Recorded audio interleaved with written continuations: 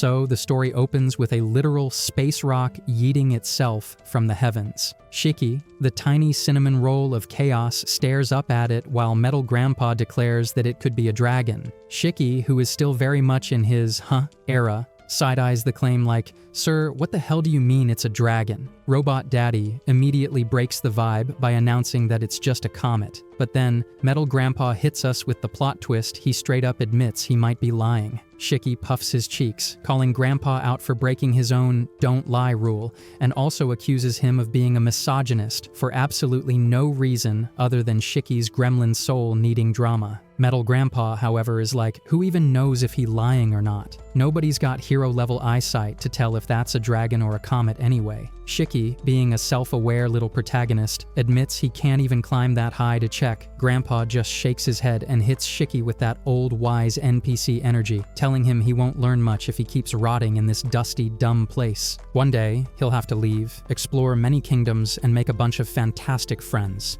Then Grandpa drops the sacred life advice. Friends are the most important thing in the world, and they'll stick with him through thick and thin. If he's lucky enough to find friends willing to shed tears for him, his dumb little butt better cherish them forever. Shiki immediately decides to troll Michael, claiming he's that friend. Michael, aka Robot Daddy, just shuts it down by saying, "Bro, he can't cry. Machines don't do feelings." But Grandpa, who's clearly been binging philosophical podcasts, states that everyone's got a heart. Shiki remains unconvinced that Michael is his main bestie, but since there's no one else around, he's forced to accept the reality. Then, curiosity absolutely slaps Shiki in the brain. He asks Grandpa what's on the other side of the sky. Grandpa, clearly enjoying his lore dump moment, says there are dragons, fish, dogs, cats, humans, and even insects. At the mention of insects, Shiki's scaredy cat soul jumps right out of his body. The boy hates bugs with a passion. Somewhere in that chaos, Shiki imagines a mysterious creature named Mother who could grant any wish with just a good slipper hit, no less.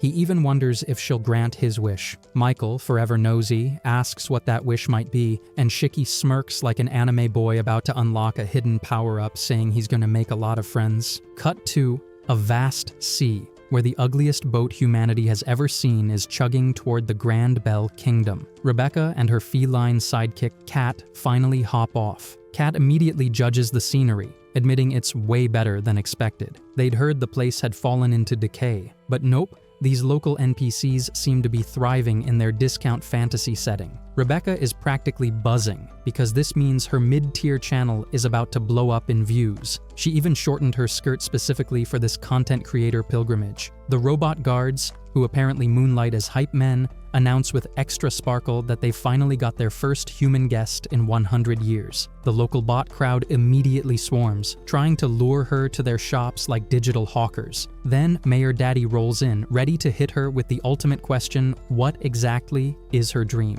Maybe to be a hero? Maybe a princess waiting for her prince? They go full NPC in a JRPG mode, setting the stage with some dramatic lore about Olga, the place that will supposedly fulfill her dreams. They welcome her like she's just walked into the opening cutscene. Mayor Daddy then politely asks for her request, and Rebecca proudly declares that her dream is to hit 1 million subscribers on her mid-tier channel. She even asks if it's cool to film stuff here. And because the content grind never sleeps, she shamelessly requests they redo the entire welcome scene because she forgot to record the first time. Truly, the influencer struggle is real. She also wants to join them on their adventures, while Kat reminds her to showcase her thrifted costume for the views. The bots, however, are clearly experiencing dissociation from interacting with her for too long. Rebecca asks if they've got any activities with Punch that would make her videos pop. Mayor Daddy, clearly confused, is like, "Girl, what are you even saying?" Kat translates, explaining she means exciting activities with a bit of impact. Mayor Daddy, smelling his main quest opportunity, finally offers her the chance to defeat some monsters and earn amazing prizes. The crew sets off for their monster hunting side quest, but cue boss music. Here comes a giant monster stomping in like it owns the place, scaring the absolute soul out of everyone. Rebecca's ready to nope out until she squints and realizes, wait, that thing kinda looks like a cat, and boom, instant full cat mode unlocked.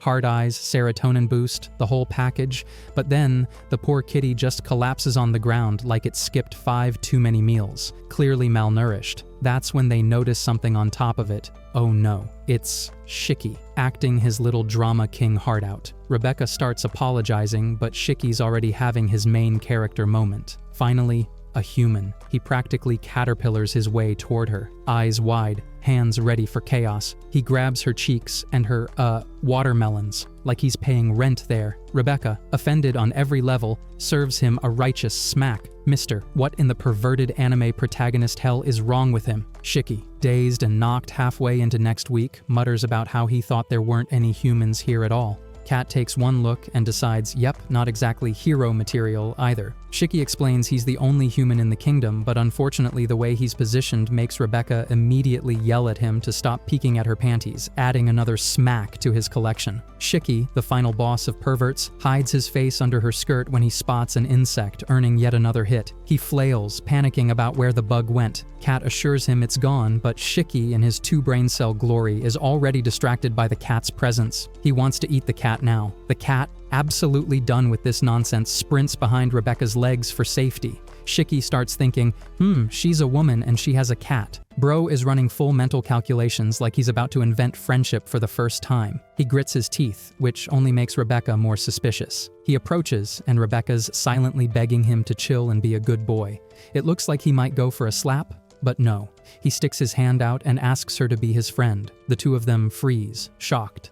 Rebecca responds with another smack and an irritated brother in his dreams before storming off. Shiki follows, claiming he's never seen a woman before. She's skeptical, but once she realizes he's tailing her, she bolts. Shiki chases, yelling about how his late metal grandpa told him to make lots of friends. She just hits him with, "Who cares what his daddy told him," and sprints off again, leaving poor Shiki in existential regret. At the bot shop, Rebecca complains to the locals about seeing a boy earlier she thought only robots lived here. The bots say she must have met Shiki. And right on cue, Shiki pops out from behind like, "Yep, that's me." This is Mithra, the barmaid, who's shocked to see him alive. Turns out everyone knows him: John the tailor, Annie the cook, and of course Michael. Rebecca's surprised to learn they're all Shiki's friends. Suddenly, he doesn't seem like such an F-boy. Shiki asks their names, Rebecca introduces herself, and Kat reveals his name is Happy, though, judging by his life, there's nothing happy about it. Shiki, still desperate, asks them to be his friends. Mithra shuts him down, but then suggests they hold a party instead. Everyone's in. Soon the table is loaded with enough lavish food to feed a whole anime arc. Rebecca even gets a pretty dress and a drink for the occasion. The party is absolute peak vibes. They're living their best life until someone is spotted peeking in from the window. One bot runs to inform Lord Castellan, but it looks like Castellan already knows. The time has come. Meanwhile, Rebecca is inhaling food like there's no tomorrow. She asks Shiki what he was doing in the forest. He says he was repairing those old busted bots, but when he tried to fix one, it basically went boom and refused to work again. Then he asks where she's from. She says Blue Garden. Shiki thinks he might know the place, but he wants to visit many kingdoms. He does want to leave this one, but if he goes, there'll be no one to take care of the loser bots, so he stays. He announces he's going to sleep, but instead of going to bed like a normal person, he flops face first on the table and starts snoring like a chainsaw. Rebecca sighs and asks the bots if she can cut his hair since it's annoying her. They all agree it's messy, but admit they don't know much about human hairstyles. That's when Michael, in true lore dump fashion, explains why there's a lone human here. He says Shiki is special. He was brought here by the Demon King 10 years ago. They don't know where the Demon King found him, but he loved Shiki like his own grandson. Shiki got attached to them too, and they couldn't abandon him. He even fixed them up, though he couldn't repair the Demon King.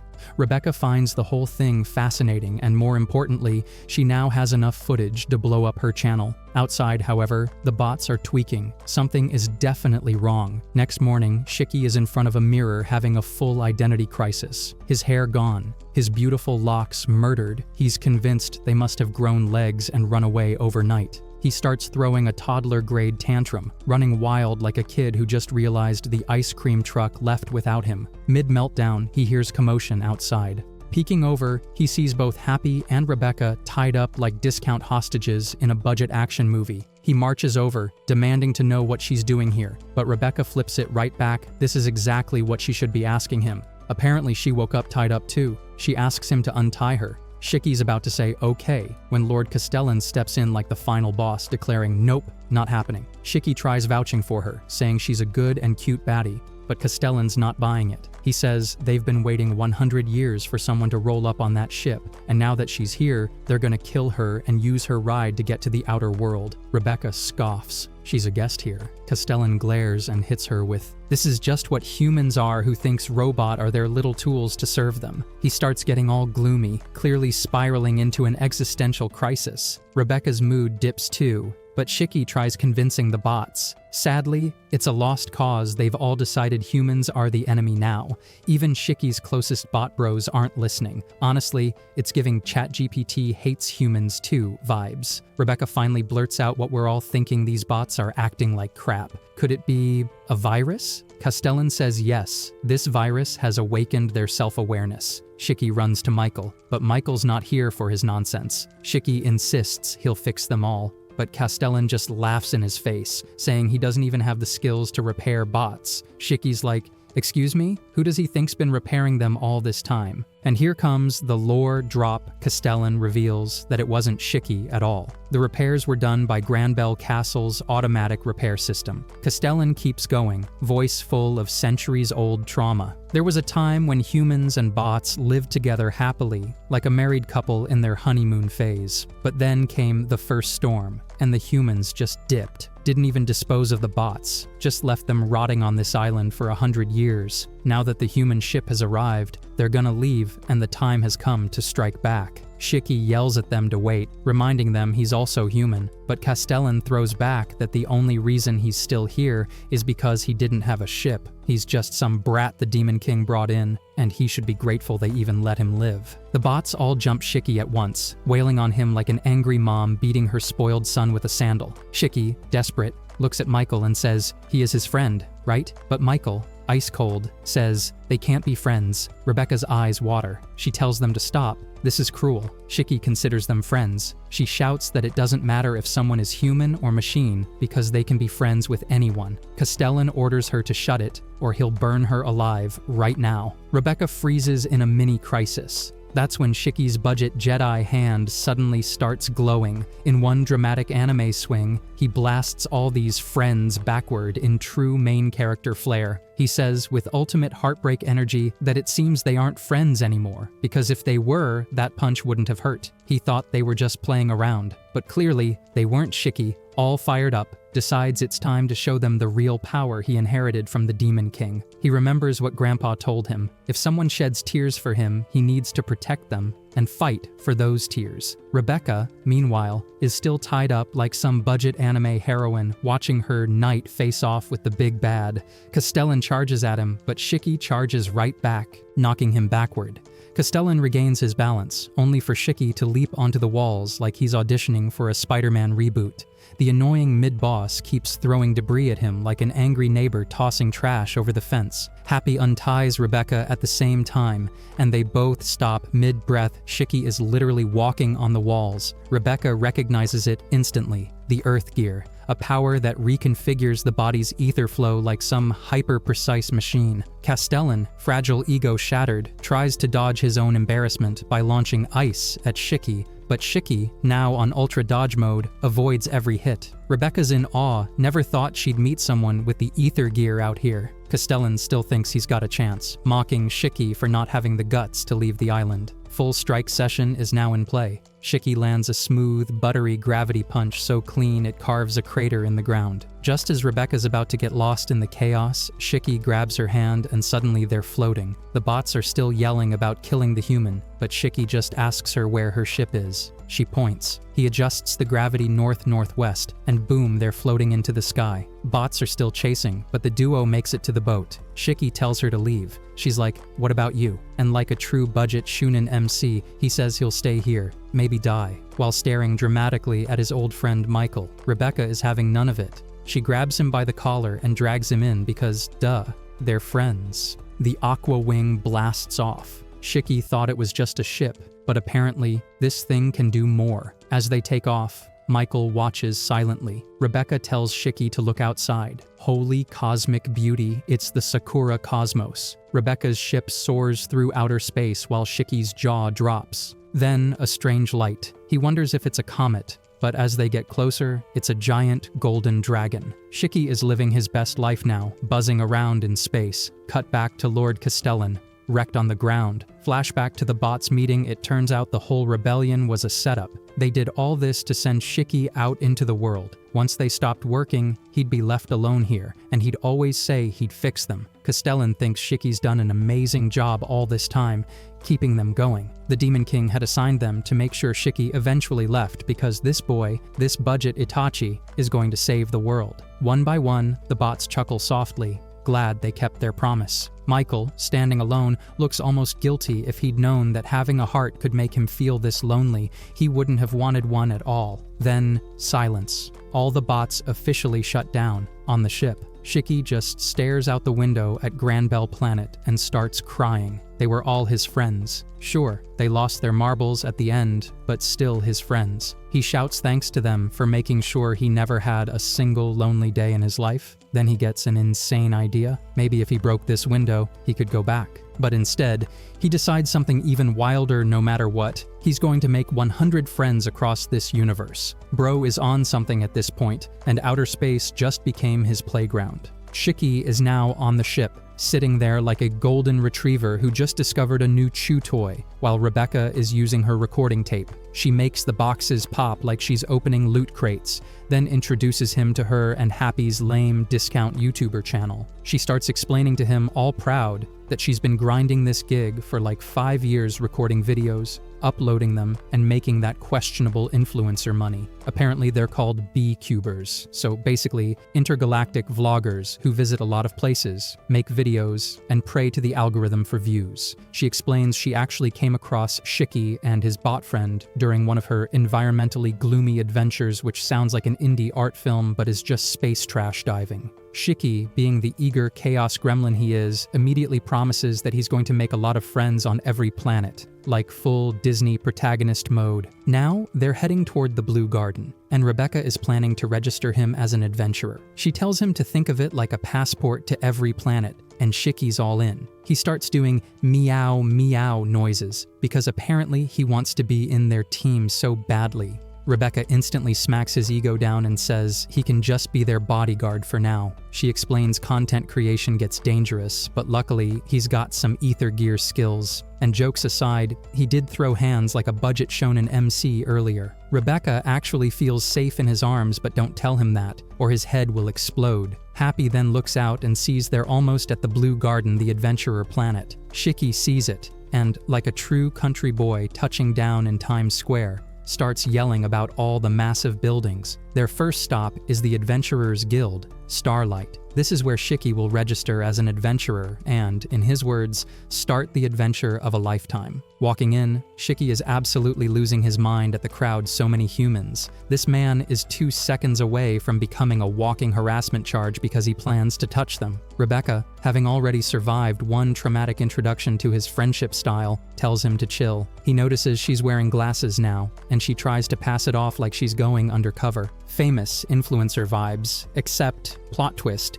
she's actually suffering from a tragic case of no views syndrome. Meanwhile, Shiki is daydreaming about making new friends. Rebecca, going full mom mode, warns him that there are good people, bad people, and worst of all, people who couldn't care less about strangers.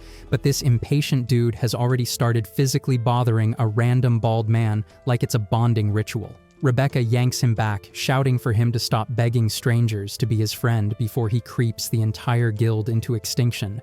But Shiki's eyes suddenly go up to the top of the guild. Rebecca tells him that's Mother, and this man immediately speedruns a mental flashback to when the Demon King told him that Mother is someone who grants wishes. Now Shiki gets all emotional and sprints toward the hologram, shouting for her to grant his wish to make him a lot of friends. Bro is crying in Shonen MC.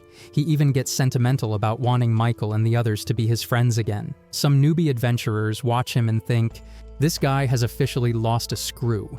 Rebecca explains to him it's just a hologram of Mother, not the real deal. She says Mother is supposedly much bigger, like bigger than a star and somewhere out there in the universe. She's basically space goddess mommy, found by some adventurer who left the Sakura cosmos, and now noobs everywhere worship her, hoping for wishes. Shiki sighs like the protagonist of a 500-episode anime, saying he'd love to meet her someday. Then, without thinking, he casually drops that he feels like he's met her before. Cue the public roast. The newbies laugh at him, saying this guy's got the audacity to claim something like that, and if he's not just talking about his real mom, then he's clearly insane. They clown him harder, saying a brat like him couldn't possibly have seen her. Shiki, apparently not blessed with self-preservation instincts, shouts back that he gets what they're saying, but oh my god, they should still be his friends anyway. At this point, the uncle-faced veterans are wheezing with laughter, telling him to go ask his mommy first. Rebecca, trying to salvage what's left of his dignity, spoiler, nothing,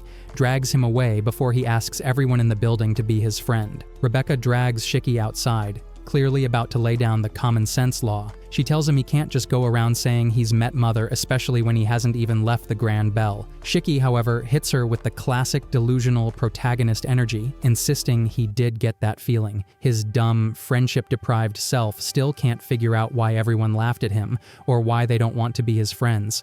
After everything that happened, there's no way they're becoming his friends now, and this makes him lose his mind, possibly even his hairline. Rebecca tries to remind him, again, that there are good and bad people out there, asking Happy to agree, but oh no, right on cue, a bad guy spawns into the scene to catch Happy. Shiki immediately speedruns the dust excuse and takes off, leaving Rebecca like, "Sir, you're not even built for stealth." The culprit is a shirtless discount biker thug on a beat-up bike. Happy starts acting worried because, hello, he's from the planet Exceed, and now this wannabe GTA NPC thinks he's his property. Shiki runs after him, promises to make him pay. The shirtless biker is vibing on his bike, living his best space trash life, until Shiki starts sprinting after him. Meanwhile, Rebecca's in shock, cut to a flashback love plot from when she was little. She found Happy in a barrel, asked if he was hungry, and he nodded. Two lonely kids sticking together ever since. Back to the present, Shiki activates his ether gear and takes off at full speed, shocking shirtless thief who's like, "What kind of steroids is this guy on?" The biker floors it, but Shiki isn't letting him get away. While chasing, Shiki passes all kinds of humans, a random old hag, a mix of short, tall, and, wait, is that a woman or a man? Individuals. He decides there are a lot of different kinds of men, but according to Rebecca, shirtless here is definitely a bad one. Shiki gravity jumps onto the back of the bike and slams it down, sending them both crashing to the ground. Shirtless pulls out a gun and starts blasting like he's in a budget action movie, sending people running. Shiki checks on Happy, but the biker scoffs at the name. What kind of dumb name is Happy? Happy, instantly offended, is like, excuse him, he got it from Rebecca. Meanwhile, Rebecca is running to find Happy. Flashback to the first time she named him, he said he didn't have a name, so she gave him one because he made her happy. Back to the present, we now meet Muscle Gear Daddy. Yes, that's his vibe rolling up to protect his scrawny, shirtless son. Shirtless says he's found a planet Exceed cat, and Muscle Daddy is literally drooling. Rebecca arrives and demands they hand over Happy. The gang of space NPCs start muttering about her being a hot baddie and recognize her as a B-cuber. Someone goes, "Pio Pio," like they're a Pokemon. Rebecca is pissed that these idiots are feeding Happy's potential into making him do gimmicky stuff. She and Shiki both declare that Happy is their friend. Muscle Gear Daddy and Loot Goblin Son tell them to quit acting tough. Rebecca makes it very clear, one scratch on Happy, and she will end them all. Cue sad background music and little flash cuts of Rebecca and Happy's history, two abandoned kids finding a home in each other, swearing by sea fire they'll always be together. Shiki, the friendship-starved MC, steps forward and activates his powers, sliding across the road and scaring the hell out of the bandits. One hit from him is enough to shake the Tower of Tokyo. Even shirtless Thief is amazed, but Muscle Gear Daddy realizes, oh crap, this is Earth Gear. Still, he whips out a massive gun and starts firing like he's cosplaying as Doom Guy. Happy's over there wondering if this man is okay in the head. Shirtless, suddenly in survival mode, accidentally drops Happy's glass prison, breaking it. Finally, in the middle of a literal war zone, the lovers reunite. Cue another tragic flashback. There was a time a truck hit in the middle of the road. Rebecca was safe, but Happy got injured. She cried, begging him not to leave her alone and praying to God to give him back. Now, in the present, they manage to escape the barrage. Shiki's just tired, wondering what the hell is going on when Happy turns into a giant robotic cat gun. Shiki is absolutely stunned, like, bro, what is happening? Muscle Gear Daddy is still firing, but Rebecca, now fully armed with Happy's robotic guns, glares like they kidnapped her cat, so now they die. Life instantly gets bad for these bandits. Instead of getting smacked by Rebecca's melons, they're getting destroyed by her firepower. Girl is in full Tom Cruise mode, every shot hits its mark. Muscle Gear. Daddy pulls out a triple gun output and fires at Rebecca, but Shiki, finally playing the hero, uses his powers to lift them into the air, giving her a perfect firing angle. Rebecca notes the Happy Blaster actually has some good fire output, and just like that, the boss is defeated. Muscle Gear Daddy runs for it, shirtless stays behind, and even has the audacity to attack Rebecca, but one backshot from her is enough to drop him. She switches to ammo that won't kill but will hurt just enough, promising pain with a smile. Shiki, watching all this, decides she doesn't even need a bodyguard. The three of them walk together, Shiki telling Happy he didn't know he was a bot, and that he feels more alive than the bots at the Grand Bell.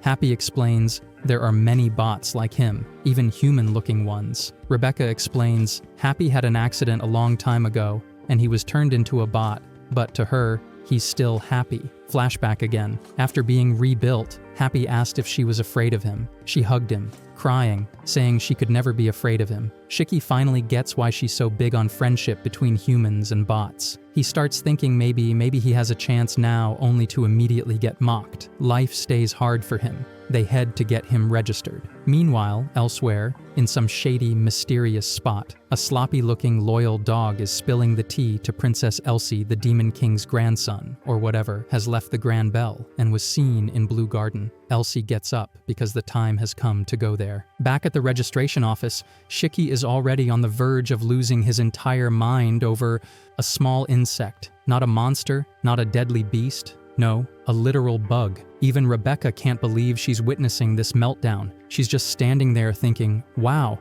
if this is how he reacts to a bug, then becoming an adventurer is going to be a choice. Shiki, meanwhile, is spiraling into a full-on crisis, because apparently being an adventurer in his head means bathing in an unholy stew of filth, including the inside-out underwear of strangers. Disgust levels critical. Happy sighs and informs him that no, buddy, no one's asking him to do that. Any newbie can just register and bam, instant adventurer. Shiki is now relieved in the way only a man who's been spared an underwear bath can be. Then, suddenly, the scene gets hijacked by the arrival of a nerdy baddie who calls out to Rebecca like she's spotted her long-lost bestie. Happy is thrilled because apparently this is a reunion centuries in the making. Rebecca is now sparkling with joy because it's Clarice. Yes, that Clarice certified nerd baddie. The two go full girly greeting mode, the kind where they clasp each other like a slow-motion soap opera reunion and start exchanging questions about how the trio's trip to Granbell went. Clarice, being maximum worried friend energy, starts crying about how dangerous it was that Rebecca went there when not a single soul goes to Granbell willingly. It's an absolute tears and hugs situation. Meanwhile, lurking just far enough to be shady, Shiki peeks out and delivers his hot take to Clarice that she seems like a human woman. Rebecca, deciding that introductions are in order, announces that this is Shiki, a castaway from some planet. Clarice, sticking to her character profile of being emotionally fragile, immediately starts crying again because thank goodness he met Rebecca. Rebecca asks if Shiki can register, even though nobody has the faintest clue where he's from. Clarice assures her that's fine, because honestly, no one knows where Rebecca's from either, so mystery origins are basically a guild tradition. The four of them start walking toward the registration table. Cue the background laugh track. A group of adventurers has spotted them, and they're losing it over the mighty hero who allegedly met the mother. Even Rebecca has entered the please ground swallow me phase of embarrassment. Someone asks where Shiki met her, and he repeats that he just had a feeling he'd met her before. This goes down like spoiled milk with the adventurers, who point out that no one knows where the mother even is, so how can a man who passes out over a spider be claiming this? Just as they're about to leave, a fresh migraine enters the chat baddie number 2. This is Labilia. strutting in to scoff at Rebecca and her resident scaredy cat. All the other adventurers are now screaming because celebrity alert. Ape-Face Man approaches her for an autograph, but Lobelia has her capitalist game face on. One autograph is 100,000 glee, a photo is 50,000. She casually sketches one out and tells him to send the money to her channel. The Ape-Face guy and his crew are experiencing emotional collapse over the autograph tag. Lobelia then walks up to Rebecca to announce that she should retire because her videos are as boring as her face. Rebecca, entering zero chill mode, shouts back that no one asked for her opinion. Shiki, standing there like he's watching an alien mating ritual, asks who this is. Clarice fills him in. Lobelia is a famous B-cuber with a nasty attitude, and Rebecca can't stand her. Lobelia, however, is basking in her own fame cloud, knowing that everyone adores her. Shiki throws her off her game by not knowing who she is. Lobelia regains composure, decides he must be a country bumpkin if he's Rebecca's friend, and proceeds to give her 3-class advice. Rebecca can keep making her boring videos because apparently that's what makes Lobelia's content shine. The closing insult, disgusting fatso, is deployed with full nuclear power, leaving Rebecca in tears. Having it enough, Shiki walks over and grabs Lobelia's hand. She's thinking it's a handshake attempt and is ready to bill him 10,000 glee, but no, suddenly she's floating. Shiki is now angry face emoji incarnate, demanding to know how dare this little gremlin make his friend cry. The other boys, of course, are still in thirsty fanboy mode, drooling over how pretty she looks even while airborne. Rebecca, maternal instincts unlocked, comes over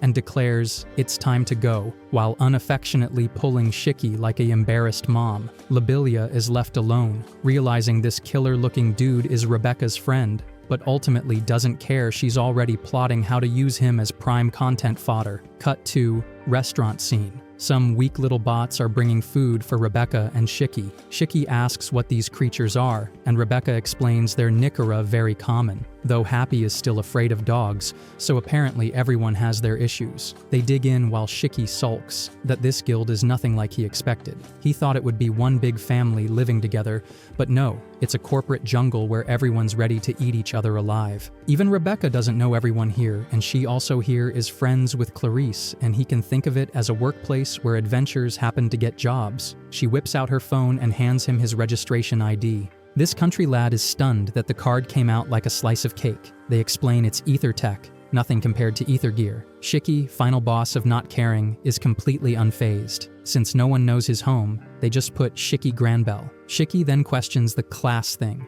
Rebecca explains it's basically his rank, and to break it down for him, he got the last seat on the bus. Translation: E-rank loser, same train as her, until recently she stuck at home gaming all day. Suddenly, background chatter kicks in about Lobelia's new video. Rebecca, much as she hates to admit it, concedes that Lobelia makes good content and clearly works hard. Shiki responds with creepy Uncle Grin and declares he knows how to make better videos, and that is they'll go meet the mother, become the first to reach her, and film her granting their wishes. Rebecca, brain exploding with clout potential, is suddenly all in. The only problem is that they'll have to leave Sakura Cosmos, but her ship can't handle that.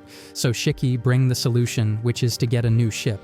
Mission status is first adventure incoming. Shiki, however, insists they'll also need more companions, a warrior, a healer, and a wizard. They are already tired, and it is obvious that Shiki's brain is overloaded with fantasy nonsense. He asks them where they can get what they are looking for, and Rebecca checks her phone before saying that Professor Weiss can do it. She mentions he is the one who put Happy back together. Shiki is delighted at the idea of making him his friend, and the first thing they decide to do is meet this professor. On the other side, Elsie and her sloppy crew arrive. The other hooded members at the guild are terrified just to see her. Elsie goes straight to Clarice and announces that she is looking for Shiki. The man with 3 eyes orders Clarice to answer the princess immediately, but Clarice insists she does not know him. An extra sidekick nearby says that he knows, having overheard them talking earlier, and that they left for Norma. Elsie's crew members question why they would go to that planet since it is already dead. Back in the ship, Rebecca shows Shiki his room, but he casually says he does not mind sharing a room with her. She shouts that she does mind. The ship is already in autopilot mode after they set the destination, but Shiki asks her to let him pilot it instead. Rebecca scoffs, doubting his ability, and asks if his lazy self has ever piloted a ship before. With full confidence, he admits he has never done it, not even once. She is baffled and demands to know why someone who has never even touched a ship thinks he can control it. But she and Happy high-five over this, deciding it will make great footage for their soon-to-be celebrity channel. Shiki, however, begins to understand why their videos never get any views. They are almost at the planet Norma when Rebecca asks him to move, but Shiki insists on doing the landing himself. Rebecca scoffs at the ridiculousness of this landing is not the same as just holding the controls. Happy, however, is already imagining their next video. A noob tries to land a ship for the first time, even if it ends in their deaths. Rebecca tells him to first take the controls and then push the buttons one by one in the right order. But to save time, Shiki presses all the buttons at once. Rebecca starts choking him, shouting what in the world he is doing. The ship immediately blares warning signals, and when a noob tries to land, apparently the result can be at phenomenal speed, more like crashing than landing. Rebecca yells at him to dodge all the obstacles, but instead he moves closer after getting a good look, because he is furious at how they look. He even starts bragging about how much of a pro he is, forgetting that he is still flying the ship. Just like that, they crash. Rebecca begins lashing out, scolding him without pause, but he only asks if she got a good clip. She admits that yes, it was an amazing clip, but they still have the problem of their half-buried, stuck ship. Shiki claims that is easy peasy and uses his ether gear to lift the ship's neck free, revealing that his ether ability can make things lighter. Both Happy and Rebecca's devices light up an alarm set to monitor Norma's weather. A long trunk-like object drops from above, making Shiki lose his composure again. Rebecca explains that these are crystallized ether from the soil. Since the planet has lost a lot of ether in its ground, the ether floating in the atmosphere crystallizes and falls like rain. Over time, these crystals are absorbed back into the soil. Shiki understands, but still demands to know what ether actually is. Rebecca is so exhausted with his questions that Happy steps in to explain. Ether is a source of power that flows through humans, the air, and even machines. To simplify, it can also be called magic. Happy himself uses ether to blast fire, so it is not hard to understand unless, of course, someone failed their physics exam. Shiki nods in understanding, and they add that ether gear is a little different. It reconfigures the flow of ether inside a person's body, like a machine. Shiki immediately asks if this means he is a wizard machine, still deep in his fantasy mindset. The surprising thing is that there are still people living on Norma, likely because they have built their kingdom underground. Shiki becomes giddy at the idea of being part of the underground world, but quickly worries if there will be insects there too. Rebecca sighs and tells him to follow her to meet Professor Weiss. After tracing his location, they realize he is neither there nor has responded to Rebecca's texts. They start searching, but cannot find him. Shiki notices a pair of glasses lying around and puts them on, only to discover that Happy is a bot. He also sees a rather large and heavy set of Rebecca melons through them. Suddenly, someone bursts in wearing full gun armor, ordering them not to move and demanding to know who they are. Rebecca says they are here to meet Professor Weiss, but the yellow-haired man insists he is Weiss and seems to have no idea who she is. Even Shiki is confused about what is going on. Then, a scene from 20,000 years later is shown. Two robotic NPCs discover the corpses of a man and a woman, both long dead. The NPCs pray to Mother to guide their souls to the blue paradise. As they are leaving, they also find a recording of Rebecca the Beecuber, with Eden's 0 written on it. The stage is set for an ugly crying session to come. Walmart off-sale Professor Weiss tells them to get out immediately, but Shiki, using the special goggles, spots someone lurking on the second floor. The person up there wastes no time and opens fire. Shiki, being Shiki, casually wall jumps like he's auditioning for a parkour commercial. The guy upstairs answers with a machine-assisted attack gravity fist. Weiss, desperate to save face, bolts.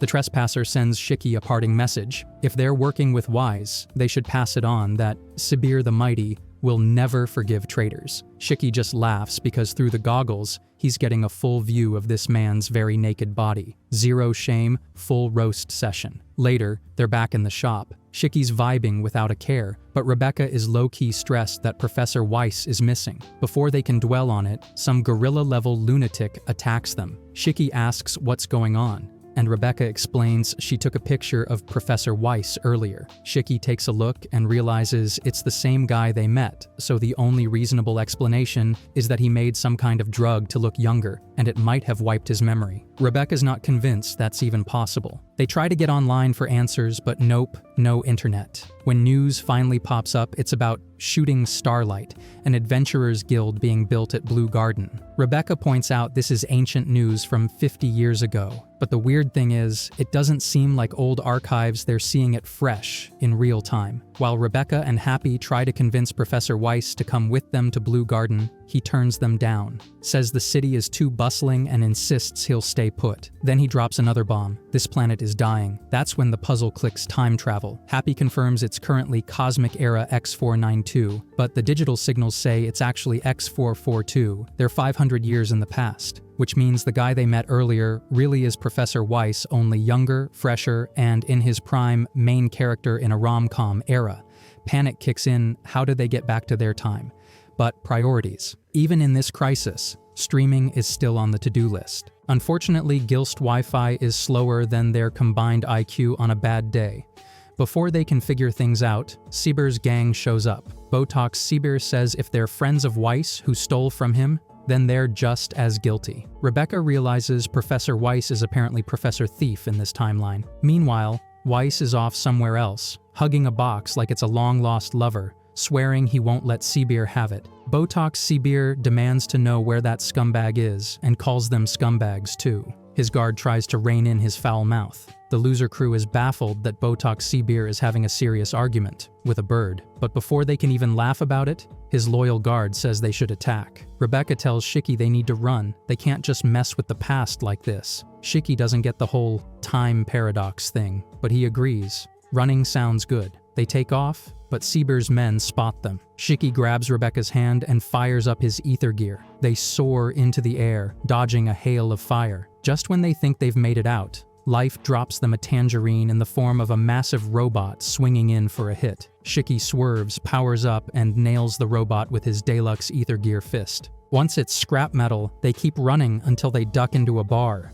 Inside, Shiki immediately loses his mind over a super hot rabbit waitress. Rebecca yanks him back, reminding him this is normal, everyone here's an alien, but their culture is still basically human. Shiki, the lonely loser, decides he must befriend the bunny girl. Rebecca drags him away before he embarrasses them further. Finally, they sit to figure out what's going on. But after 3 beers, the only conclusions are eat, rest, and maybe don't die.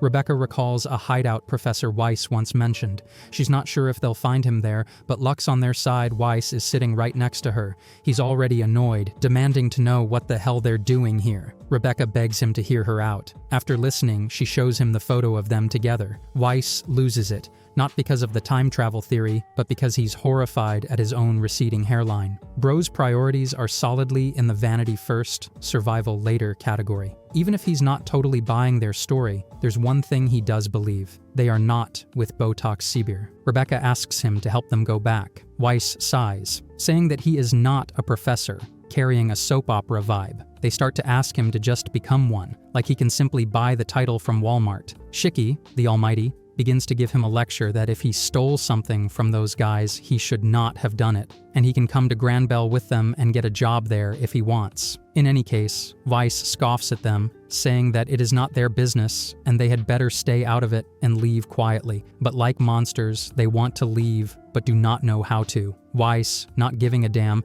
turns to get his case, but Shiki has already switched jobs and is now the thief. The joke is on him, however, when he suddenly falls, losing all his powers. The case opens, and a little droid is inside, trying to find her master. She introduces herself as the Anti, not a drip of oil, and her name is Pino. It turns out this case does not contain black money. The whole bar blacks out because of her electromagnetic pulse. No wonder Shiki's ether gear stops working. However, Happy's system also stops working. The lights come back on after only a few seconds, and Happy is back too. Shiki, not having any shame, asks this bot to become his friend. Truly, he is a deprived soul. Pino searches this word and finds that he does not meet the requirements to be her friend, but just like Shiki, she is glad to find a friend. Just like that, two loners become friends. Shiki turns to Weiss, saying that now he will have to go on the list, as if Weiss is dying to be his friend. Weiss is sad because he had been running, thinking that his case was full of money, but it only contained a lousy little bot.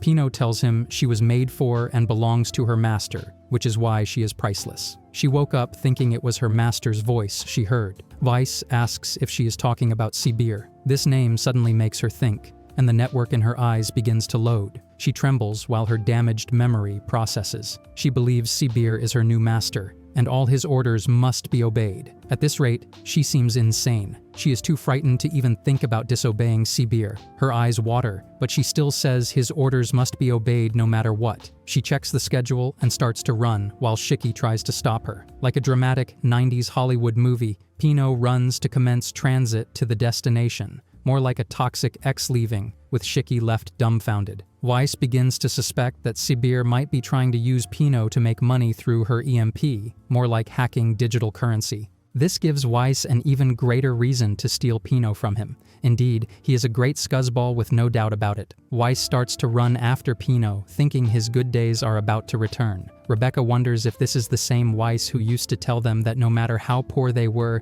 they should never steal because God is always watching. The rabbit baddie comes, saying she heard them talking about Sibir. If she were them, she would not dare to mention his name lightly. They are a gang of thieves who have been ransacking the town, and if they get on their radar, they will not get out alive. At least Rebecca asks the rabbit baddie if Weiss is a regular here, and if she can tell them about him too. The rabbit baddie sighs, saying Weiss is a loser and used to be one of Sibir's pals, but he got out a little while ago. She does not know the details, though it seems Weiss was a thief before becoming a professor. After all, his face is a little too off to be saintly. There is nothing they can do now. For now, all they need to do is make sure the Aqua Wing is in good condition. Then, they will return to the Blue Garden. As who would have thought that their Aqua Wing can also act as a time machine? But Shiki wonders if it will be alright to leave Pino and Weiss like this. Rebecca tells him she already told him this is the past, so they should not get involved anymore. But he is like that. He was friends with Pino, obviously keeping that Weiss thief out of the picture when she then notices that he has brought Weiss's case with him and also sees a B-cube that was inside it. She starts to scolds, asking who told him he could pick things like that.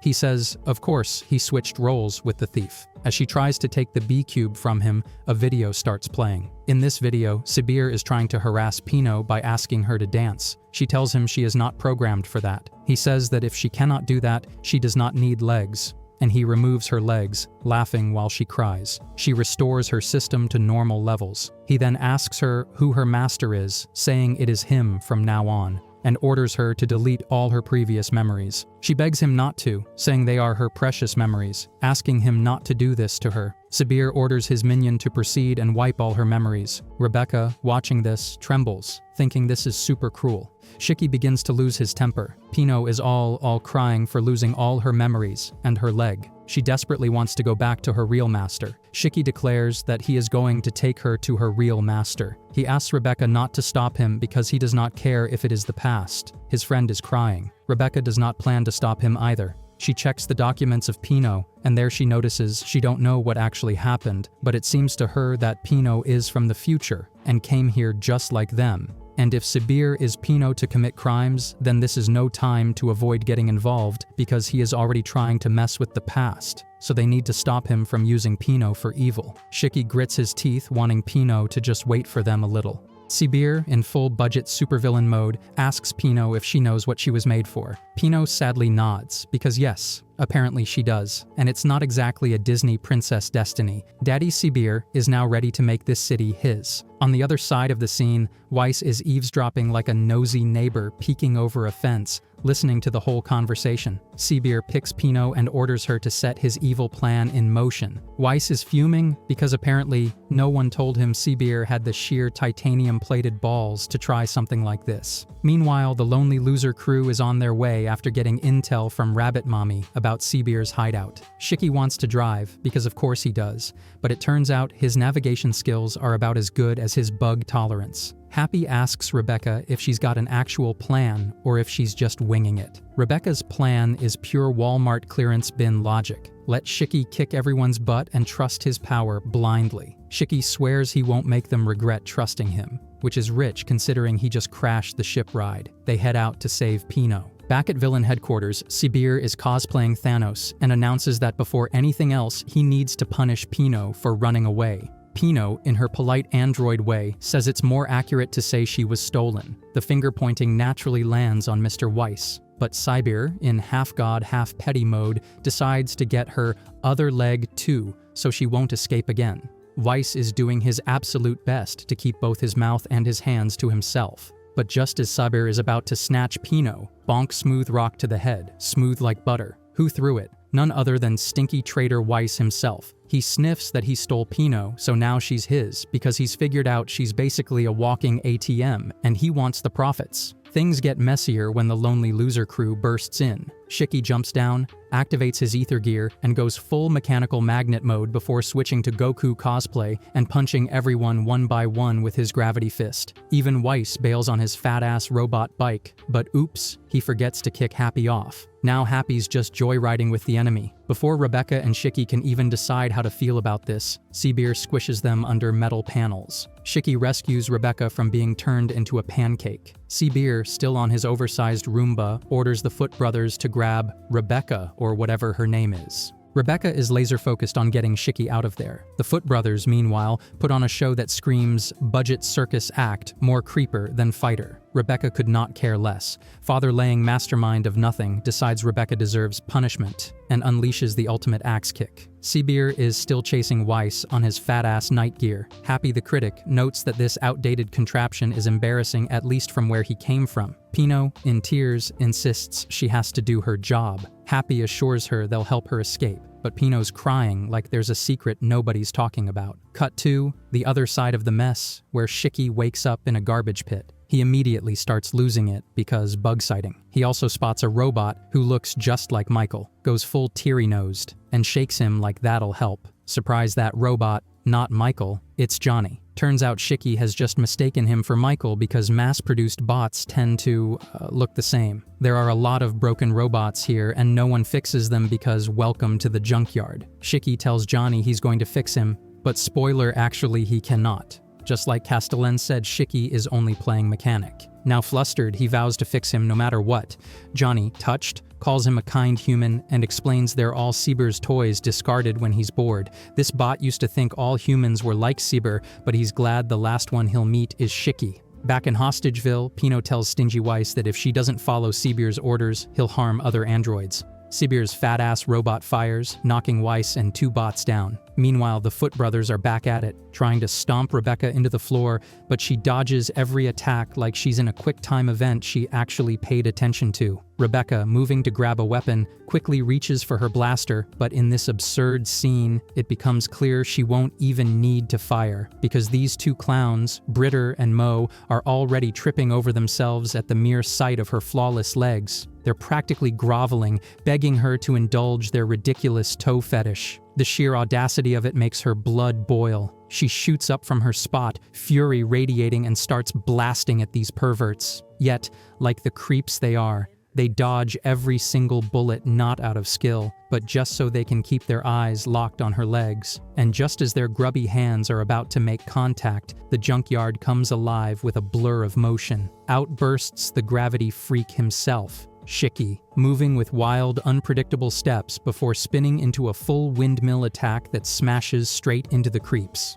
Rebecca, exasperated, tells him that Pino and Happy are with Weiss. Shiki doesn't waste a heartbeat, he bolts off to get them. But these creeps, even with their bones rattled, they're still crawling toward her, pleading pathetically for one last glimpse of her legs. Rebecca is done. Absolutely done. These idiots have no concept of surrender, even after being wrecked. Meanwhile, across the scrap-strewn battlefield, the rust rat Sibir corners Pino, mocking her for thinking she could escape him. Happy's nerves are fraying by the second, panic rising. Weiss, however, stays sharp. He tells Pino to fire off her EMP and take down the oversized tin monster towering before them. But Pino can't. She's bound by her programming and can't disobey even the disgusting orders of this grease-stained thug. Sibir grins with sadistic pleasure, preparing to launch a missile strike. That's when Shiki comes tearing in from behind, yanking the greasy tyrant right out of his oversized mech. Sibir retaliates instantly, activating his monstrous mechanized arm and shouting about how no one has made him this furious in ages. Shiki barks back, claiming that line for himself before swinging another heavy punch, but Sibir shoots forward again, his mechanical arm, an Agimenter arm designed by Weiss himself, propelling him back into the fray. The villain snarls, his face twisting into something red, ugly, and desperate as he rears back for a devastating punch, but at that very moment, Shiki's robot sympathy switch flips. His ridiculous yet genuine hero complex kicks in, and instead of just smashing his opponent, he suddenly shouts about how robots deserve kindness, not cruelty. In the name of all the robots, he unleashes his Magimech gravity cannon, a roaring wave of gravitational force that slams into Sibir, shaking the entire junkyard. The blow lands like the vengeance of the entire machine race, and the self-proclaimed budget Thanos is sent sprawling. Yet Sibir, not one to give up, slams a button in desperation. His mech, still functional enough, lurches to life in berserk mode. It seizes Shiki in a crushing grip, preparing to detonate in a suicidal explosion. That's when salvation comes. Pino,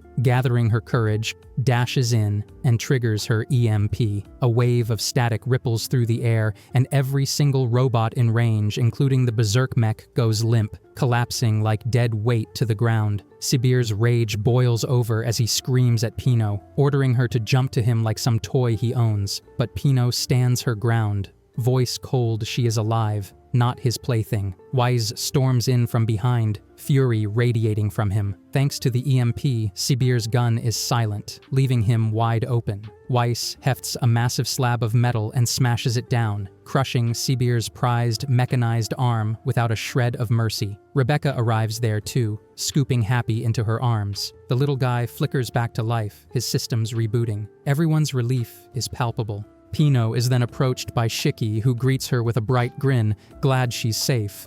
But she notices he's hurt, a trace of worry in her mechanical eyes. Shiki brushes it off with his usual carefree spirit, telling her to cheer up and even suggesting she give him a happy lick to make him feel better. The request catches her off guard. Why is this idiot worrying more about a machine's well-being than his own? But then, his words sink in. She's his friend. That one simple truth hits her harder than any EMP. A warm, tingling happiness swells in her, and tears, strange, almost human tears, well up in her eyes. Far beyond, the vast sea of stars stretches endlessly, and the pirate Queen Elsie ship sails through the cosmos. Their next destination glimmers in the void, planet Norma, where fate is already waiting to greet Shiki and his crew. Finally, the whole crew learns the filthy truth. Sibir had been plotting to use poor Pino as a key to seize the entire country's military robots. And in her well-meaning but hopelessly naive way, Pino had actually believed she'd be helping those robots by going along with him. But in the end, it all wraps up like some twisted Christmas miracle. The cops sweep in and haul the whole gang of creeps away. Weiss mutters that he's always thought this country's police force was pathetic, but even these so-called losers can't ignore the chaos and destruction Sibir's crew caused. That part, at least, earns a grudging nod of respect. It turns out Pino was built in the same era as Happy, but somewhere along the way she developed what could only be called mechanical dementia. She doesn't remember much of anything about her past. Still, she admits there's a chance if she sees her master again, the memories might come back. Rebecca, ever the quick thinker, says she might have an idea who that master is. The contract for Pino's production was apparently signed by none other than Weiss himself, though the man clearly has no memory of this. But then she adds, this wasn't him. Not yet. The one who built her was Professor Weiss from 50 years ago, which means if they can travel back to that time, there's a chance to restore Pino's memories. Pino turns those wide, hopeful puppy eyes on Weiss, but the man recoils instantly with a sharp, "Stay away, brat." Regardless, the crew's next objective is clear. They need to head back to the present. Before they can even set off, Weiss makes it clear that Shiki owes him big time. He demands to know the biggest sports upsets over the next 50 years. Pino, still clinging to the hope of seeing her master, asks them sweetly to take her along. The crew reassures her they're already headed toward Weiss's past anyway, so she's coming. That's when the blare of police sirens cuts through the air. They spot patrol units heading straight for them. At first, Rebecca assumes they'll be fine. It's not like they've done anything shady today, but Pino bursts her bubble with a single fact. "Lady, you don't have an ID." The four of them break into a sprint. Weiss, initially waving them off like it's their problem, stiffens when he realizes the police are also after him. In a heartbeat, he's tearing down the street, chasing after the lonely loser crew so he doesn't get left behind. They pile into the ship. First priority is to get back to Blue Garden. Engines flare, and the vessel soars skyward. But the moment they think they've shaken pursuit, they notice the police aren't just persistent, they're downright feral today, still chasing like madmen. No problem, right? This is a ship from 50 years in the future. Once they're in space, nothing can touch them. They're in full smug mode until the ship lurches violently. Something unseen is pulling them back. Rebecca, at the helm, tries to wrest control, but with her two brain cells valiantly battling advanced physics, it's a losing fight. Out of nowhere, Weiss from this era steps forward, scoffing that the ship is a joke. He thought it would be impressive since it's from the future, clearly not. Rebecca's eyes dart to the snack in his hand, and her temper spikes. She knows exactly what that means. This freeloading brat was in her room, raiding her stash. She tears into him, but he coolly makes his offer, give him the ship, and he'll get them out of this mess. Rebecca snaps back that he can dream on. He reminds her that without his help, she's on a fast track to police custody. She fires back, so what? They share the same fate. He smirks. He has an ID, unlike someone. That gets under her skin, tension mounting until Shiki pipes up with, "It's fine. Weiss can have the ship." Rebecca whirls on him, pointing out this isn't his ship, but Shiki argues they need to see Mother anyway, and for that they'll need a better ride. That actually catches Weiss's attention. The deal's sealed. Like a smug second male lead making his entrance, Weiss shrugs off his jacket, settles into the pilot's seat, and lets his ether gear flare to life. Everyone's jaws drop. This guy has ether gear, a barked command, and he's already upgrading the ship's OS, tuning the ether reactor with precision. When they demand to know what he's doing, he explains casually he's boosting processor memory, tweaking systems. Just like that, he's finished. This man, simply by sitting in the seat, has turned a bargain bin clunker into a sleek, roaring machine, like taking a rusty hatchback and upgrading it into a celebrity's luxury ride. With the modifications complete, they burst free of that pathetic planet's grasp. And in the process, they learn that his ether ability is called Machine Maker. Using it, he'd even been able to repair Happy before. For a small favor, he also fixes Pino's leg, leaving her completely love-struck. But Weiss, annoyed, repeats himself, he is not her master. Shiki, meanwhile, can't stop grinning, drilling Weiss about his amazing ether ability. He insists the guy needs to give it a proper name. And so, after a beat, Weiss proudly offers his thoroughly underwhelming choice, Tomp Boy. Shiki the musclehead is all happy about the situation, buzzing with the excitement of finally being in space. But right then, Rebecca the baddie blogger gets a call from present-day Weiss, the grumpy mechanic. He smugly asks if she really went there after all that brain rot mess. He then explains, in his overly complicated way, that now she's back in the present and never actually time-traveled. Happy the Catboy is losing his screws and demands that Weiss speak in easier words. The mechanic boils it down for them. Norma is now on the banned list. The reason? A certain space monster came and gobbled up 50 years of the planet's time. This beastie is the chronophage, the time-eating cosmic pest. Once it devours time, it's gone forever, no refunds, no exchanges. Norma is now fixed in the present, and it will always stay like this, so no one is allowed to go there. Rebecca is like, what the heck? But doesn't even get to finish her thought before realizing that her favorite cinnamon roll Weiss is actually in the arms of his baddie adventuring version. Weiss spots that Rebecca has made a new human friend, Pino the robot cutie. She asks if he's the one who made her. Weiss clarifies that he only fixed her, and as far as he remembers, She once told him she was built by the great demon king. Then the crew notices something wild. This young hot guy Weiss is also Weiss, which means there are now two of them. Since the chronophage stole time, a paradox formed, so whatever happens on Norma now won't affect present Weiss. This young Weiss might not even live long enough to reach present Weiss's age, so he's free to live his best chaotic life. They're barely done processing one ridiculous twist when they get slapped with an incoming fat-ass spaceship. Rebecca and Happy lose it the moment they realize it's a space pirate ship. Shiki, on the other hand,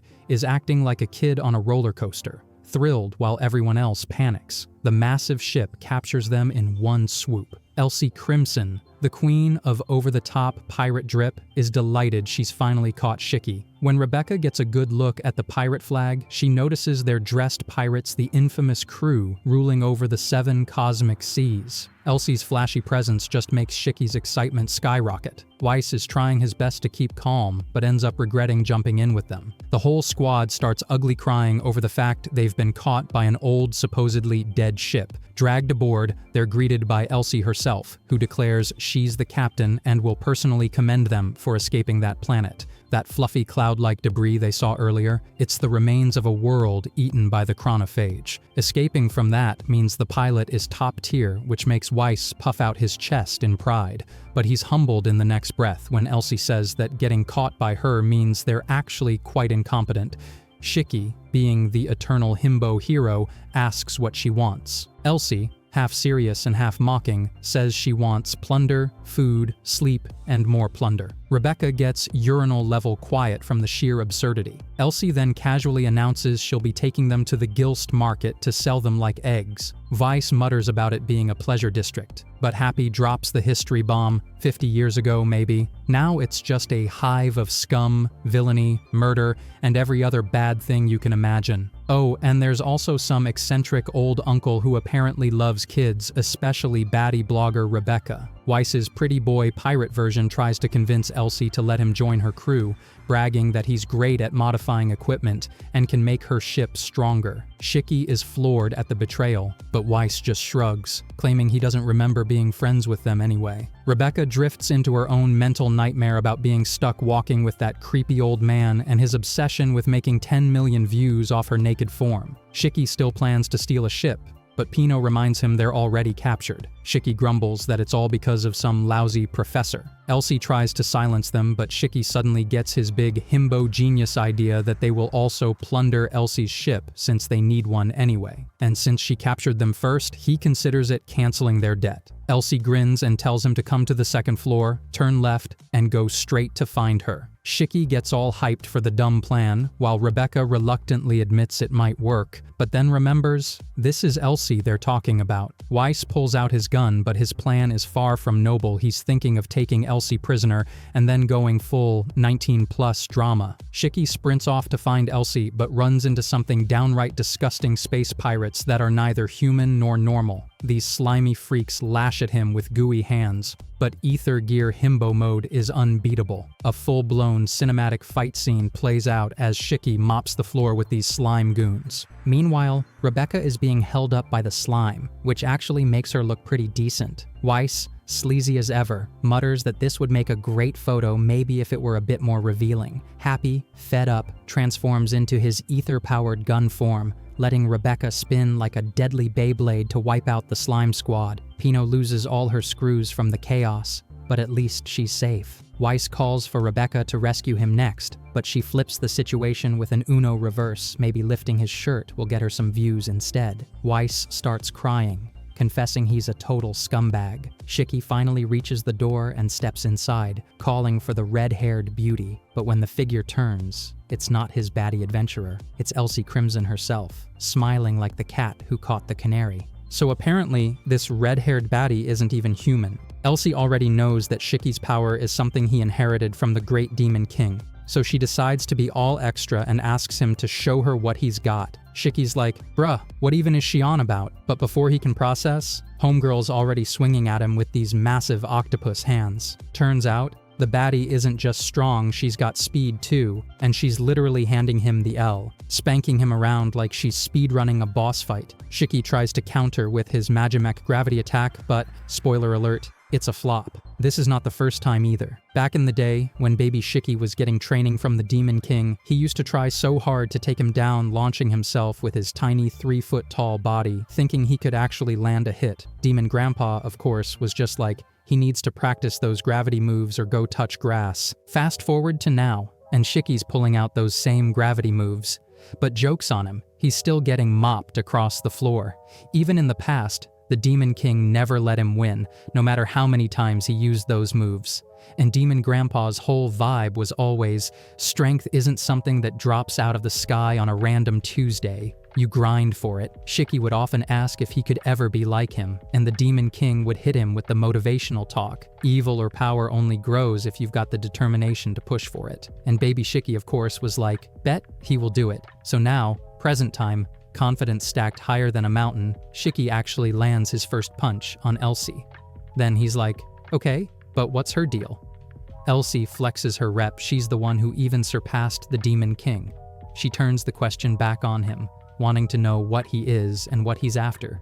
Shiki, being Shiki, says he's an adventurer and he's going to see Mother, and he's determined to be the first. Elsie throws in her own reality check. Beyond the cosmic Sakura, the universe is a nightmare zone many have tried, none came back. Basically, she's saying it's pointless, but Shiki's whole thing is, you don't know till you try. Shiki flashes back to asking the Demon King why he isn't moving anymore, and Demon Grandpa just says it's too late for him.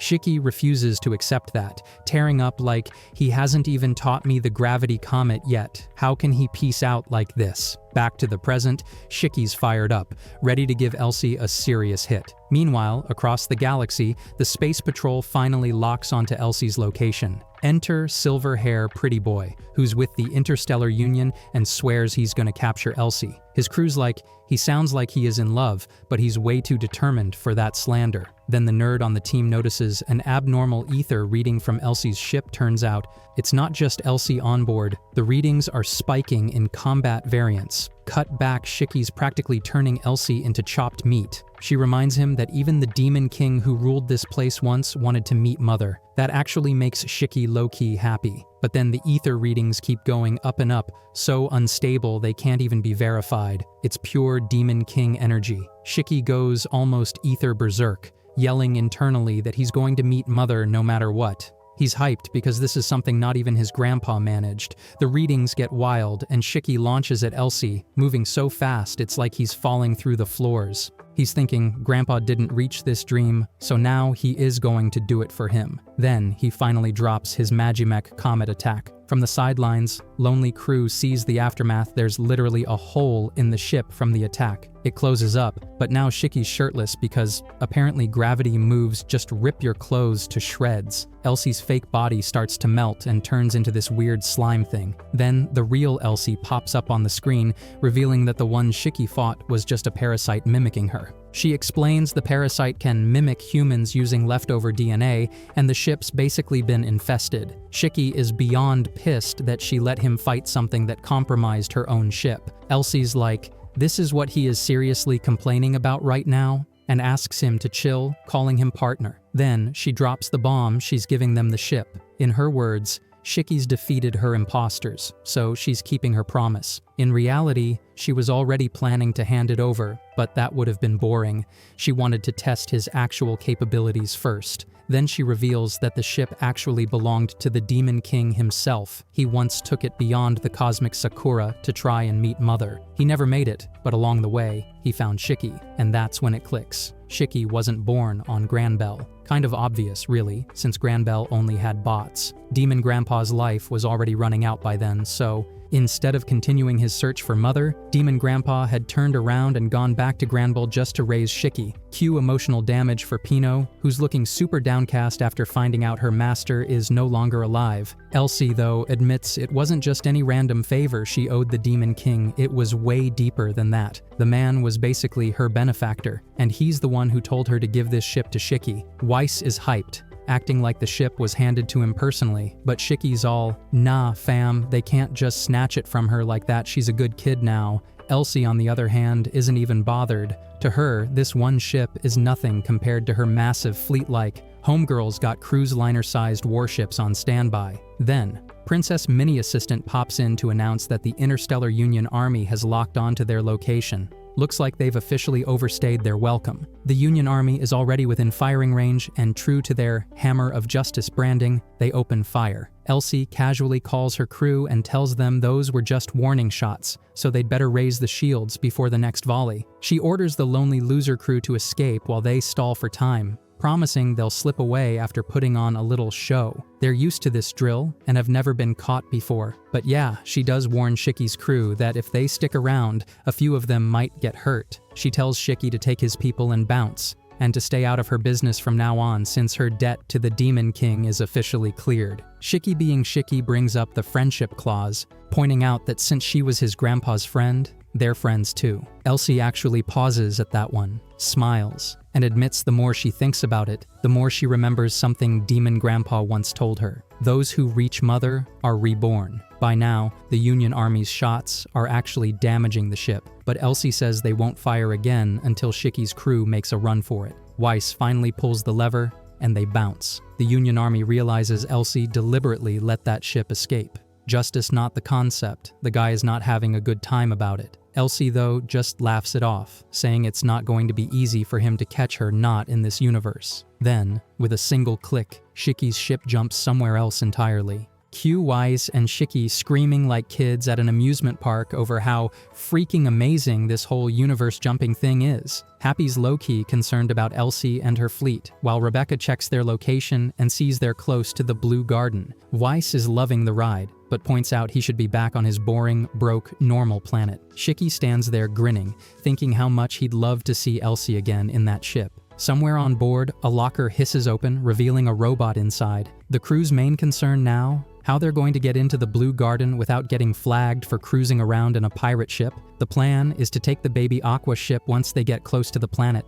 Shiki announces that this ship isn't just his, it's theirs. They're all adventuring together now. Weiss is thrilled because, yay, partial ownership. But first order of business is cleaning this filthy mess because, space bugs. Shiki's like, they weren't bugs. They were more like octopus spawn, which just gets him teased for looking like the type of kid who collects beetles. Rebecca and Happy run off to start cleaning, while Shiki notices Pino still looking super sad, definitely because of the Demon King. He tries to cheer her up, telling her to help out because she's part of the crew now, but Pino just stands there, questioning her very existence, why she was made, and why she ended up on Norma. Meanwhile, cleaning's in full swing. Rebecca finds a giant bath area, which becomes instant motivation. She's already plotting a spicy 19+ video in her head. Shiki and Weiss are cleaning too, until Weiss reminds Shiki to cover up his naked body before the girls lose their minds. After they finish, the girl hop in for a chill bath, marveling at how far they've come from living in ruins to relaxing in this massive ship.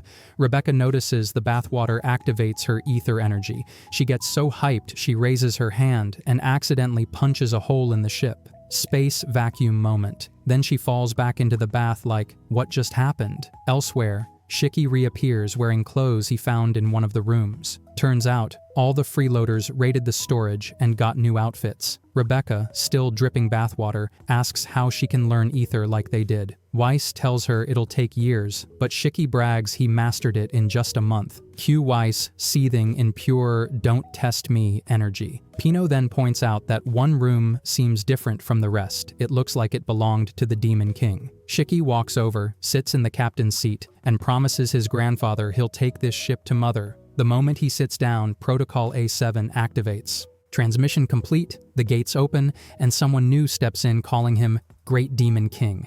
Shiki immediately says his grandpa's dead, but the girl already knows. She introduces herself as the maintainer of the ship, one of the Demon King's 4 shining stars. She's an android he personally built, a part-time mechanic, and now the ship's command has been transferred to Shiki. She's here to follow his orders.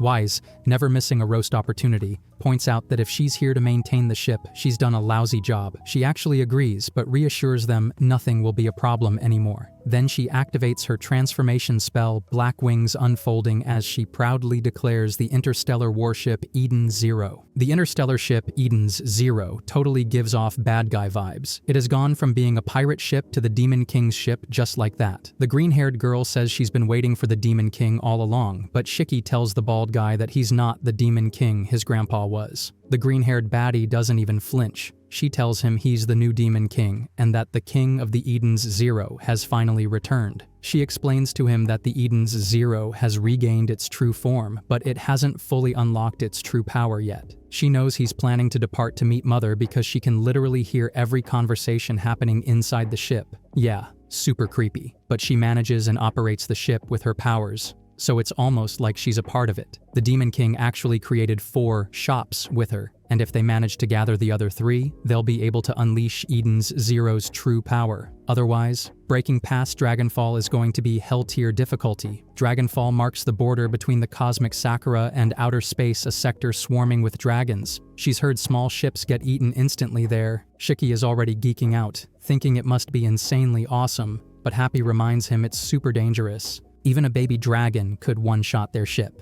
Step 1 is obvious: the 4 shining stars have to be assembled before they can even think about breaking through Dragonfall. The mood is hyped for everyone. Meanwhile, Rebecca is living her best life in full spa mode. Witch tells her she's heard Rebecca wants to enhance her ether gear. If she bathes herself in this water, she might be able to activate it. Rebecca gets all fired up, thinking this massage is going to level her up, but Witch instantly crushes her hype. Nah. She just offers oil massages, electric massages, and mind-melting massages. Rebecca panics, begging for literally anything but the last one, while Happy is fully on board with the third option. Rebecca sticks to oil massage. Witch low-key thinks whoever made Happy is a top-tier mechanic, possibly even better than the Demon King himself. Turns out it was Weiss from the future. The current Weiss? Yeah, no way he's pulling that off. After all this chatting, Rebecca asks Witch where the other shining stars are. Witch explains that after fulfilling their duties, she was the only one who stayed on the ship, while the other 3 went off on their own journeys. One of them is in Blue Garden. Witch also admits she's probably getting too close to Rebecca lately occupational hazard of being part of Eden's Zero life. The other 2 shining stars? They're currently standing behind a massive locked door. Weiss's overconfident self thinks his ether machine maker can totally break it open. But oops, instant humble moment. Witch tells them that the room behind that door holds all the important documents about Eden's Zero. It's best they stay far away because it's never going to open until the other 3 shining stars are back on board. The eavesdropping thing is still creeping people out though. Weiss starts ranting about how there's zero privacy here. Witch tells them to just think of her as an object if it makes them feel better. But Shiki hits back with one of his cheesy lines. She's way more than just an object. She's got a heart. Witch finally agrees to turn off the ship's listening function, but warns it'll mess with overall performance. Pino then toddles over to Shiki and asks if he thinks she has a heart too. Shiki doesn't hesitate. She laughs, cries, and worries about stuff, so of course she has a heart. That answer makes Pino ridiculously happy, and she's all in to follow his path from now on. She even calls him Master and Lord. Shiki tells her she doesn't have to go that far, but she insists on sticking with Master. Meanwhile, Rebecca is basically in heaven, and Happy is in his own personal hell. The lonely loser crew finally lands on Blue Garden. Weiss is shook seeing future world tech. Happy and Pino think he should go back to normal, but yeah, there's zero chance he's doing that. He bounces instantly, off to chase some future baddies. Honestly, it's a big question mark whether this guy will ever become Professor at this rate. Anyway, their first quest is to get more intel about Sister from the guild. Problem is, Witch can't leave the ship, but if they need her, they can use Rebecca's comms device to reach her. Pino gets super moved seeing Mother's hologram. Then Clarice runs over, crying tears of joy that Rebecca came back in one piece. Everything's wholesome for like 3 seconds, then Lobelia shows up to ruin the vibe. She taunts Rebecca, saying she can't wait to see what nothing video Rebecca is dropping this time. Lobelia demands she uploaded already, bragging it's now her new trend to watch it with her viewers and roast her content.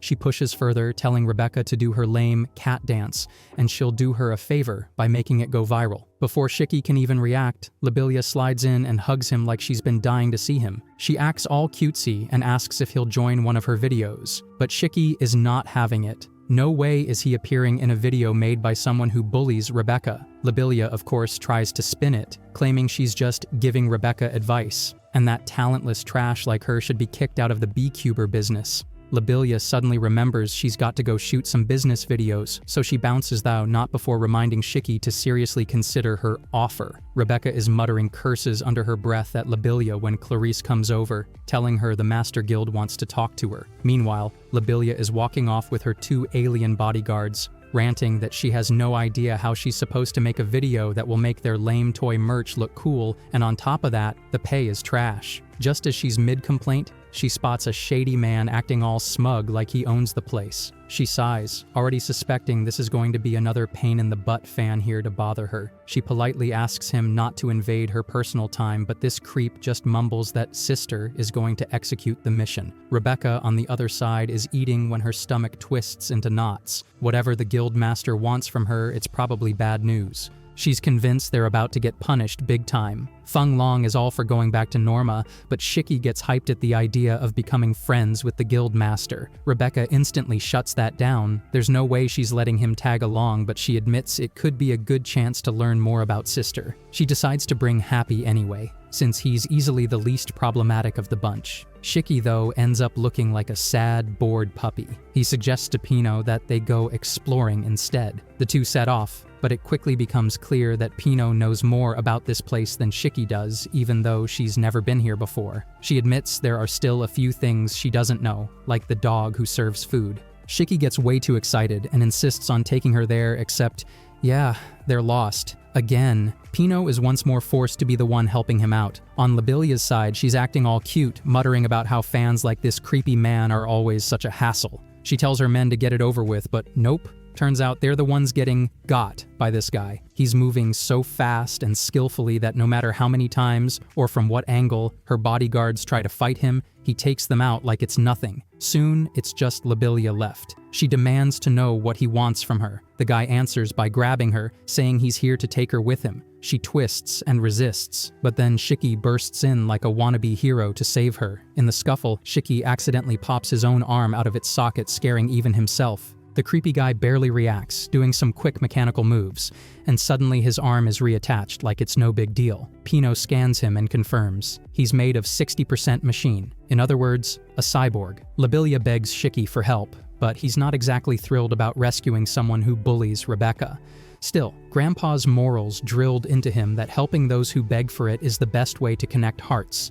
So he decides to step in. The shabby man scoffs, asking if Shiki's really going to get in the way of his work. Shiki fires back that the guy's work is just harassing women. The man corrects him, saying his job is to take people to other people without caring about their feelings and to eliminate any obstacles in his way. The creep activates his ether gear, making Lobelia giddy at the thought that she might finally get a super cool video out of this. But Shiki just smiles and powers up his own ether gear. No way he's losing to some heartless jerk. Over on Planet Gilst, a fat, sleazy uncle-type guy is bragging that he needs more pretty girls. He's running an illegal slave trade, gleefully assuring his aide that a huge shipment of good candy girls is on the way. The big news? They're targeting B-cubers this time. Even worse, Sister is helping them with the operation. This pervert is hyped to add the most beautiful B5 to his disgusting collection. Back at the fight, the two ether gear users are going at it like a cat and mouse chase. The creepy man figures out Shiki's using gravity ether. They're even jumping between cars while fighting. Then the man busts out his ninjutsu windstorm slash, sending everything flying. Turns out ninjas really are built different. Shiki counters with his Magimech attack, slamming the cars back down with gravity. The area is wrecked. Shiki yells at the creep not to drag innocent bystanders into the fight, but the man just asks why Shiki even bothered helping others when they were in the middle of a duel. Suddenly, he gets a call telling him to return to Gilst. He smirks at Shiki, saying his stars must be lucky today, but they'll finish this another time. If Shiki wants to find him, he'd better come to Gilst. Then, just like that, the man vanishes into thin air. Lobelia rushes over, praising Shiki as the best, and saying this video is totally going to rack up views. For someone who was about to be kidnapped, she's surprisingly tough. Pino warns Shiki they should run before the police show up. He agrees, while Lobelia bolts again, already daydreaming about Rebecca's mortified face when she sees the clip. Pino quietly tells Shiki that guy seemed like a member of Gilst. Shiki, of course, still has something on his mind. Ninjas are insanely awesome. Back at the guild, Clarice tells Shiki that Rebecca still hasn't come back from meeting the guildmaster. He assumes she's just goofing around, having fun. Then Happy calls out from behind. Everyone turns to look, and Happy looks wrecked, tears streaming down his face. He tells Shiki they were in the guild master's room messing around when a weird man showed up, and next thing he knew, both the guild master and Rebecca were gone. Now, everyone's on high alert. Breaking news flashes across the screens. A bunch of B-Cubers are getting kidnapped, and no one knows who's behind it yet. All they can do is warn B-Cubers to be careful. Shiki is furious. He instantly knows that guy is behind it all. Scooping up Happy, he declares they're heading to Gilst on Eden's Zero. Nearby, a girl overhears and mumbles Eden's Zero to herself. While at a distant creepy ship, Rebecca is unconscious and tied down. Rebecca finally opens her eyes only to see that all the girls around her are B-Cubers. A very long-necked man with two shady buddies at his side strolls in like he owns the place. He orders these B-Cubers to stop fussing around, declaring that they are now all property of Sister. That word, sister, clicks something sharp and uncomfortable in Rebecca's head. Meanwhile, on the other side of space, the witchcraft sets its course for Gilst, departing with the mission to save their cutie pie from the planet. Back inside the ship holding her captive, Rebecca notices that neither Happy nor the guildmaster is anywhere near. She takes a good look at the man in front of her, his ugly features almost a work of abstract horror, and demands in her head, who even are these clowns?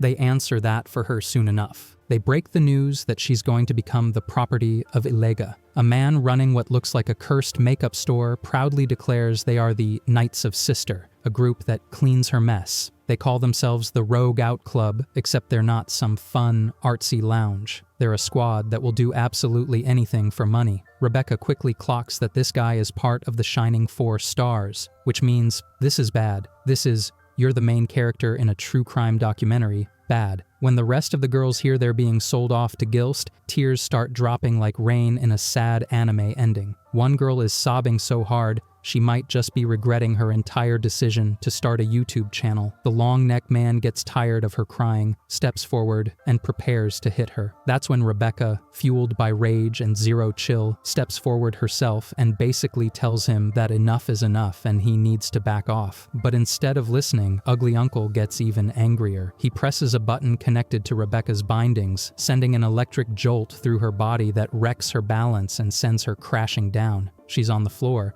but now she's really lost it because she knows this kind of footage will go viral, and not in the cute, funny cat video way. Some of the other B-Cubers nervously ask if she's okay. Jin then steps in from the side, stopping Longneck from doing more damage. He says there's no need to hurt them since they're just going to be handed over to Ilega anyway. Ugly Uncle scoffs and warns Jin to keep his distance, saying Jin couldn't even save another B-Cuber in the past. But Jin corrects him it wasn't because of him, but because of a man with gravity ether. This immediately makes Rebecca's brain go ding ding ding with attention. Jin then turns to Moscow, pointing out that the mission was to collect cute girls, so why did he bring a drum-like fork instead? Moscow just shrugs and hands Rebecca over again. Ugly Uncle, already creepy beyond repair, mutters that the thought of Rebecca bowing to Ilega excites him. Disgust doesn't even begin to describe the vibe. After this exchange, the little gang leaves, tossing behind them a younger girl who thanks Rebecca for helping her. Rebecca looks around. She actually knows all the B-Cubers here, but in a very I follow you but you don't follow me back kind of way. None of them recognize her. Still, she assures everyone that they will get out of here no matter what. Then, Milo, the ultra-famous B-Cuber, scoffs at her, calling her delusional for thinking escape from Gilst is possible. Rebecca, who barely has 105 subscribers, fires back at this million-subscriber diva that they should at least try to come up with an escape plan. After all, they all arrived here with great ideas, so what's there to lose? Back on the Eden Zero, Witch explains to Shiki that Gilst was once a tourist hotspot, but has recently become a den for criminals. Shiki couldn't care less about the crime rate, his only focus is on getting Rebecca back. Pino asks Witch if she can repair Happy. Witch confirms that while Happy's life isn't in danger, she can't fix him. If only Sister were here, Sister's role was to heal machines. Witch's own role is to defend the ship. Valkyrie wields the Sword of Eden. Hermit is the Mind of Eden. And Pino, being made by the Demon King, must be the light. Shiki has no patience for any more explanations. He tells Witch to hurry, but she warns him that Gilst is the most dangerous planet in the Sakura cosmos. Shiki doesn't care, he's ready to lose a leg or an arm if it means saving Rebecca. Weiss appears from behind, telling Shiki not to be so brainless. And surprise Weiss has brought company. This baddie is none other than Homura. She insists she's not their enemy, though Witch reminds her it's extremely rude to step into someone's ship without permission. Homura walks straight up to Shiki, questioning whether he's really the great Demon King, but Shiki stays chill, saying he's not even sure what she's talking about. Then Shiki turns to Weiss, wanting to know why he's back after already ditching them. Turns out Weiss had been happily exploring when he saw the news about beekeepers being kidnapped, right when he also saw Shiki running off to save Rebecca. Weiss meets this absolute baddie who somehow already knows about Eden Zero. She straight up asks him to get her on board if he's truly a comrade of Eden Zero. In exchange, she says she'll help them rescue their kidnapped friend. Weiss, who has been side-eyeing her the whole time, asks what she's after. The girl, with zero hesitation, declares she's after the life of the Demon King and wants to challenge him. Weiss had originally been planning to go his own way and part from the ship, but since she's hot, he's suddenly rethinking his life choices. He agrees to take her along, but only under one condition. Pino, naturally curious, asks what that condition is, but Weiss teases that it'll happen after they rescue Rebecca. Witch, however, isn't having it. She gives them both a reality check, pointing out that Weiss doesn't even have the authority to let random strangers onto the ship. Homura ignores the shade, asking Weiss to stay focused on the mission and put saving Rebecca first. She shows them her ether gear, something she's had since childhood. And as soon as Witch sees it, her expression shifts like she recognizes it. The merchant ship finally lands, and the girls get their first look at Gilst, and it's pathetic as hell. This place is not a tourist destination, it's a dump. They spot a girl staggering and begging for help before she collapses, looking like she just barely escaped from the underground gangs. The annoying long-neck uncle smugly explains that no girl can survive on this planet without an owner, but they should be grateful that Ilega is going to take good care of them. Then he gives them a tip. If Ilega ever asks them to do anything, they should just say, "Yes, sir." The girls are herded to a grim holding area. Rebecca is still running mental escape routes, but the image of that collapsed girl earlier makes her hesitate. Ending up like that is not an option. Then Mr. Frog arrives, bouncing with excitement over seeing so many beekeepers in one place. Milo calls him out, saying his obsession is getting creepy, but Frog claims he's not just a fan, he enjoys collecting cute girls and turning them into furniture. Everyone stares at him like he's just spoken in cursed hieroglyphics. He asks his ugly sidekick if there's no furniture in Blue Garden. The sidekick clarifies that they clearly don't get what he means. Frog smirks and says he'll show them. He snaps his fingers and a video plays, a naked girl sitting motionless, her body transformed into a stone chair, a gun at her side. The beekeepers lose it. Panic floods the room as they beg to be let go. Frog asks why he would do that and snaps his fingers again this time. A bubble-like mist begins to fill the room. The girls quickly realize their clothes are melting away. Rebecca shouts at him to stop this hell right now, but Frog ignores her and leaves after receiving a message from Sister. Rebecca silently promises herself that no matter what, she's getting out of here. Meanwhile, on the Eden Zero, Pino's research confirms that the ones who took Rebecca are the Rogue Squad. Homura says they should go straight after them, adding that she'd be lying if she said she wasn't excited for a fight. This girl truly speaks whatever pops into her mind. Finally, they arrive at Gilst. Witch warns them to be careful as they descend. Pino thanks Weird Z for repairing Happy earlier. He smiles it off, saying he didn't do much, but admits the future version of Weiss is genuinely capable. Pino still thinks Weiss is a kind man regardless. As they travel deeper, they spot the strange layout of the city built on and around a massive tree, with different levels stacked like layers. They're currently on the Keeper's level. Shiki, ever the chaotic optimist, gets hyped and says if Happy and Rebecca were here, they'd be filming rad videos already. The group agrees that no matter what, they're saving her. Walking through the streets, they see the rumors were true. This place is even more pathetic than they imagined. Compared to Gilst, even the slums of Norma smell like paradise. Pino's info points them to the Rogue Squad's guild, which turns out to be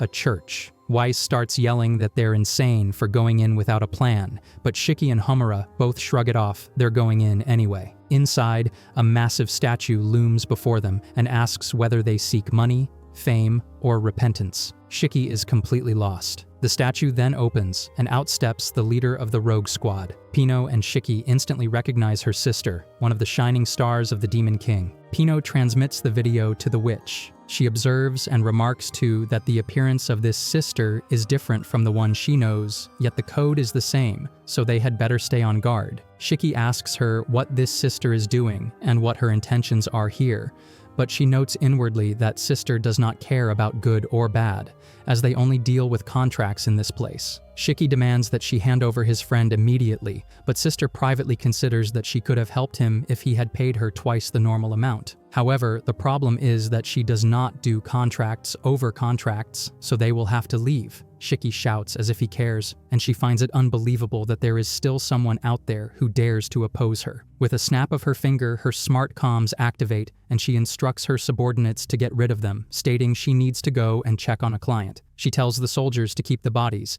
as she is going to make soldiers from those bodies later. The soldiers start firing at Shiki, but he activates his gravity ether and dodges all the bullets. One of the men on the second floor locks the target on him, but Shiki flies around to evade. Unfortunately, he gets stuck just as a bullet is about to hit him. Homura arrives and rips the bullet into two pieces with her sword. This sword is her Ether Gear, the Soul Sword. Shiki is thrilled to see a samurai, but she intends to keep that thought to herself, considering herself more of a knight. Yet her habit of loudly speaking her mind is going to get her in trouble one day. She instructs Shiki to go after the system while she handles these freeloaders, which irritates them. They wonder what she thinks she is. She uses 5-sword fencing with leopard stance, her sword splitting into two. With leopard-like swiftness and a fierce walkie stance, she attacks. The witch watches it all over the video again, and questions in her mind how Homura came to have this sword in her possession. She urges Shiki to get moving, and after all this is over, she intends to deal with him. He accepts, but asks her not to die in that case. She agrees and resumes fighting. No one manages to get close to her as she wields the holy power sword given to her by her master, a weapon once used to defeat the Demon King. At Sister's ship, she is sighing that this Ilega is really a pain. He is making trouble, complaining that he will not pay because he ordered 30 B-cubers but only received 29. She decides to settle things with him herself. Meanwhile, on the other side, Shiki and Pino hide under the ship, relieved that it seems Sister is heading toward where Rebecca is being held. Meanwhile, at the church, Homura disposes of all the soldiers while Weiss watches, trembling at the thought that this girl could easily kick their butts. At Ilega's place, outside, a fight breaks out between Ilega's army and Sister's army. The ugly man shouts at them to at least pay for 29 heads, but Ilega's man says that Ilega has made up his mind and is not going to pay. Before things get messier, Sister decides she will speak with Ilega personally. Shiki and Pino watch all of this, and Pino thinks they should skip this part and focus on finding Rebecca. Sister, meanwhile, tells Moscow Dumpling to return to HQ and get ready to deal with some corpses. Then she returns to Ilega's men and orders them to take her to Ilega. In another area, the captured girls are sitting together when Milo confesses that all those videos in which she performs dangerous acts are fake and entirely scripted. The other B-cubers think that Milo has just revealed something they did not know. Milo shouts that it is obvious, why would she want to die like this? She begins to cry, saying she wants to live. Rebecca consoles her, assuring her that they will get out of here no matter what. A little girl then mentions that she has been thinking about the strange bubbles for quite a while, noting that they eat away at clothes and accessories but have no effect on their skin. As expected, the bubbles have no effect on the walls either. It occurs to her that if anyone were wearing glasses or something similar, the result might be different. Some of the girls confirm that the bubbles even ate away their glasses and a glass pendant. As expected, the bubbles can eat through glass, which means they can also eat through the window above them. Milo then wonders why anyone would use a guard that could be eaten away by these bubbles. Rebecca thinks that maybe that is why they have placed it so high above them. But the real problem is figuring out how to reach that window. One of the girls suggests that since there are 20 of them, they can form a pyramid to reach it. They finally get into position, but the girl at the bottom begins to lose her composure. The little girl apologizes, saying she should be the one up there, but she is afraid of heights, so she stays down below. All the girls count on Rebecca to finish the job,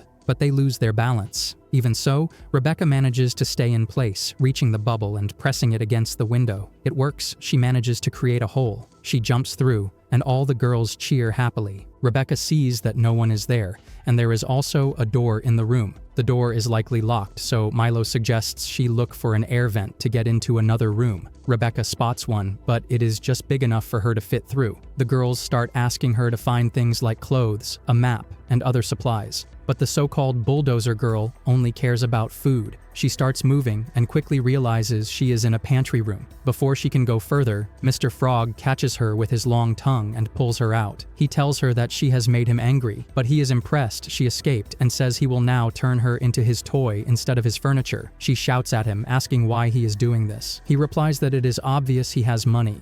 Rebecca calls him pathetic, but he believes others are the pathetic ones, being broke and unable to afford anything. He begins to numb her body so he can play with her until she breaks.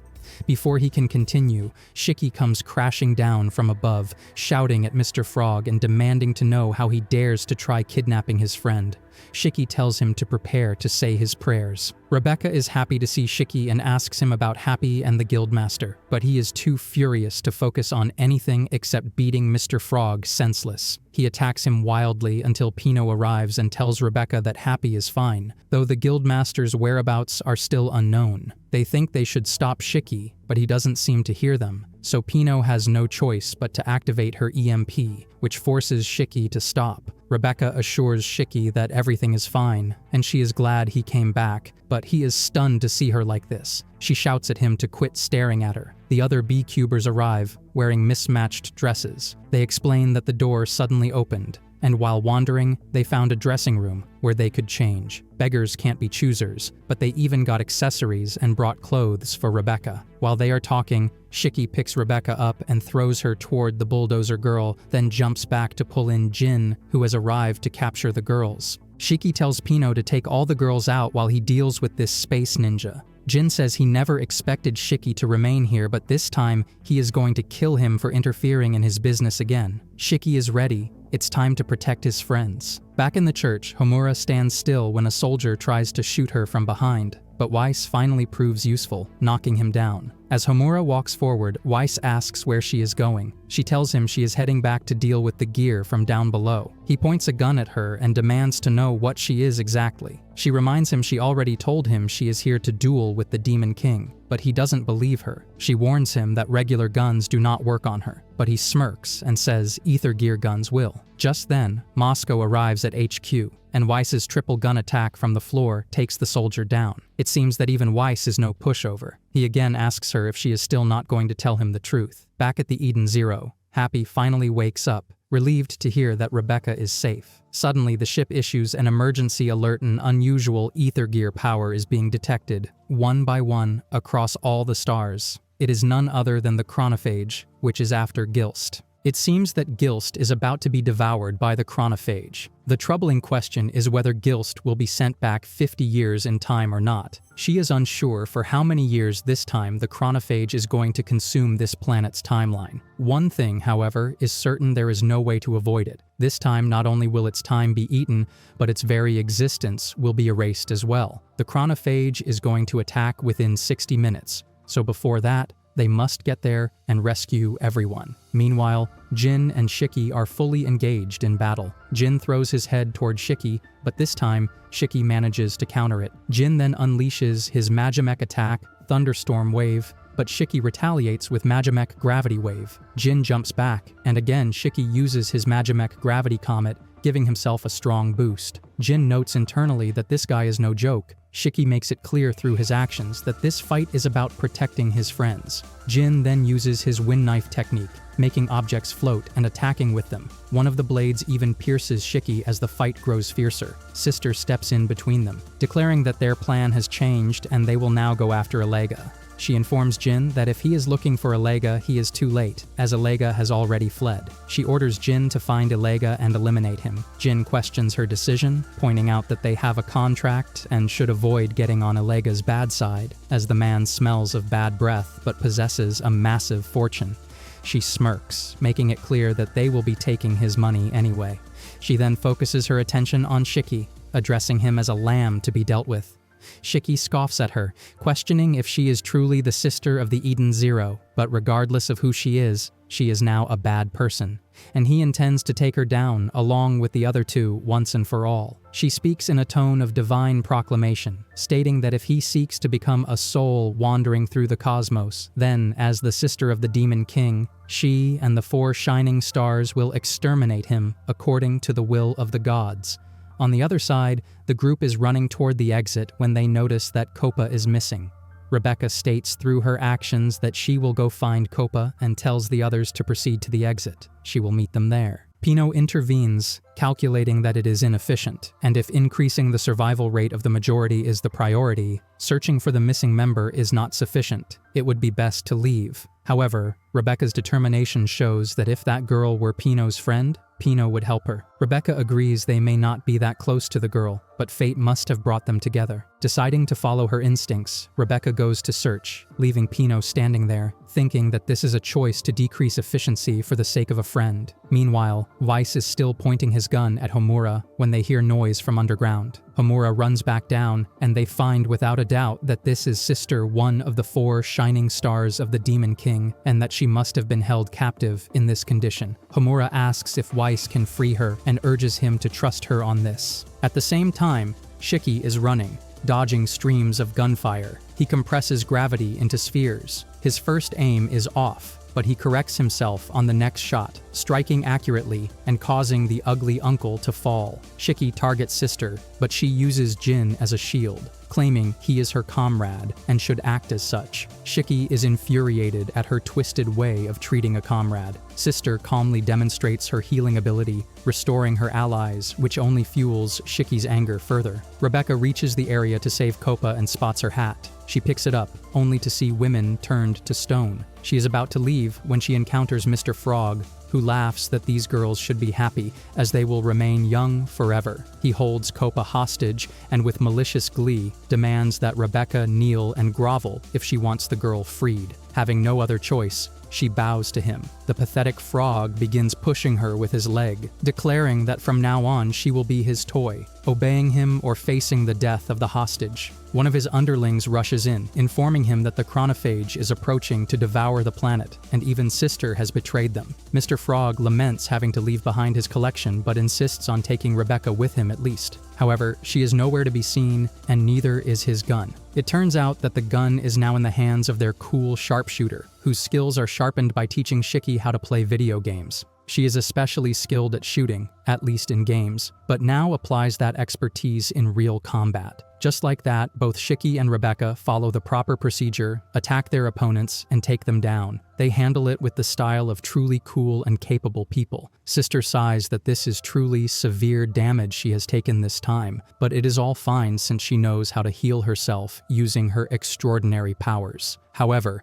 before she can act, the real Sister appears from behind, demanding to know how this imposter dares to use her powers without permission. Meanwhile, outside, everything is in chaos. Weiss and Homura arrive from behind, and Shiki asks them who this sister is now. Weiss informs him that neither of them is in the mood to explain anything, so they should simply run for now because the chronophage is on its way. This news terrifies the ugly cat-like man, who urges Jin and Sister to flee. Jin turns to the imposter sister, asking who this new sister is. The real sister scoffs that she would also like to know. She explains that she came here 10 years ago to find a job, and the last thing she remembers is being surrounded by strange people. When she woke up a decade later, she found herself trapped in that basement and learned that some fool had been using her powers in her name. Apparently, The device in the basement was transferring those powers to the imposter. The fake sister starts to plead, claiming she never intended for things to turn out this way. At first, she says, she only wanted to help her injured comrades, but over time, more and more people began gathering around her, forming a mercenary group. She always intended to return those powers to their rightful owner, but after receiving them, she was treated like a god. The real sister is unmoved, scoffing that she is going to punish her for pretending to be her for an entire decade. She delivers a solid beating. Weiss tells her to stop, pointing out that they need to get off this planet first. Sister then notices Shiki and greets him, acknowledging him as the new Demon King. She expresses her relief that her servants saved him, though Weiss and Homura immediately deny being anyone's servants. She points out that she heard Shiki is trying to bring all of them back to the Eden's Zero, and since Weiss did not tell her, it must have been Witch who teleported the message to her. Without hesitation, Sister begins changing her clothes, declaring that she must finish something she came here to do before leaving. To neglect it would disgrace the shining stars of the Demon King. She uses her Dispel spell, while Weiss, thoroughly distracted, enjoys the sight of the stripped nun. Her divine light shines, and all the women who were turned to stone return to their human forms. Just like that, everything is restored to normal. As they all start running, Jin remains behind. Shiki tells him to get out while he can, adding that they will settle everything later over tea or punches. The imposter sister begs Jin to take her with him, but he kicks her away, demanding how she could deceive him. He reveals that he only agreed to do all her dirty work because she promised to save clean. The fake insists she can still save his friend since she retains some of the stolen powers, but Jin refuses to believe her. He reminds her that he has no friends, Clean is his sister. Rebecca finally returns with the freed girls, telling them they can head to the ship in town while she waits for Shiki, as he is her friend. Witch instructs Pino to stay in position because the chronophage will arrive in 10 minutes. She asks Sister if she is all set, but Sister is fully enjoying the chaos, acting like an eccentric thrill-seeker, while Weiss is terrified for his life, and Shiki is delighted at making new friends. Indeed, it is the perfect example of a dumb leading dumb crew. Everything is in chaos, and if Shiki does not arrive quickly, they are going to be in big trouble. Pino is glad that Rebecca was able to rescue Capo. She then receives the message that soon they will be able to get in touch with Shiki and his new friends. Rebecca is impressed that this boy has actually made new friends. Suddenly, the entire area starts to collapse. It is because the gravity is going berserk, and the ether power of this planet is reversing. The ground suddenly opens, and Rebecca prepares to say goodbye to her life. But Shiki, as always, is here to protect her. He saves her once again with his cool power. Others arrive as well, while Sister is annoyed that this place does not match her aesthetic at all. They decide that they should board the ship first and introduce each other later. Eden Zero is here too, but because of the trees, the landing is proving difficult. Even Shiki cannot do anything about it. The two idiot couples turn on their ether gear, and it seems even Sister is able to recognize Homura's sword. Homura uses her leopard claw frenzy, and Weiss uses his flame gun to get rid of all the trees. Even after all this, only a small clearing is made. Eden Zero is still not able to land, but Shiki smiles, thinking this small space will be enough for them to land. He uses his gravity power, and all of them float toward Eden Zero. They land successfully, though with some motion sickness. Meanwhile, the chronophage enjoys its dinner. It devours 300 years of guilt, leaving behind many casualties. This planet, once known for villainy, is now able to return to its calamity. All these freeloaders are now staring at the chronophage, as if they are in an amusement park looking at a tiger. When Witch greets Sister, she is glad that Shiki was able to save Sister while he was also there to save Rebecca. Now that Rebecca thinks about all she has gone through, she becomes teary and starts to cry, which makes Shiki cry too. Weiss begs Shiki to stop his ugly crying for goodness sake. Wiping his running nose, Shiki thinks that now that he imagines losing a friend, he cannot help but grieve. His crying, however, is at least creeping Weiss out a bit. Witch and Sister both think that their new Demon King is indeed a weirdo and has grown into a crybaby. They are now sitting together, talking about the need to find the other two members of the Shining Stars. That way, they will be able to move forward with the Dragon Plan. Weiss asks if they have any idea where these members could be. Witch does not know, but she says that someone does. She looks at Homura, knowing that this sword belongs to Valkyrie. Homura agrees that it is correct, but she clarifies that she also does not know where Valkyrie is. Valkyrie is her master, and she deeply misses her. Weiss wonders what all the fuss about fighting Shiki was about. Homura explains that her master told her she is no match for the Demon King, so as her student, she wanted to have a duel with Shiki, the Demon King's successor. Shiki interrupts with his usual belief that he does not fight friends, and at this rate he is going to be friends with all of humanity. Homura insists that this is not just a fight, but a duel, something that can only truly happen between friends. She asks him not to refuse a match with her in the future, and requests to be taken aboard the ship to find Valkyrie. And so, they gain yet another odd addition to their crew. The question of where the other two shining stars could be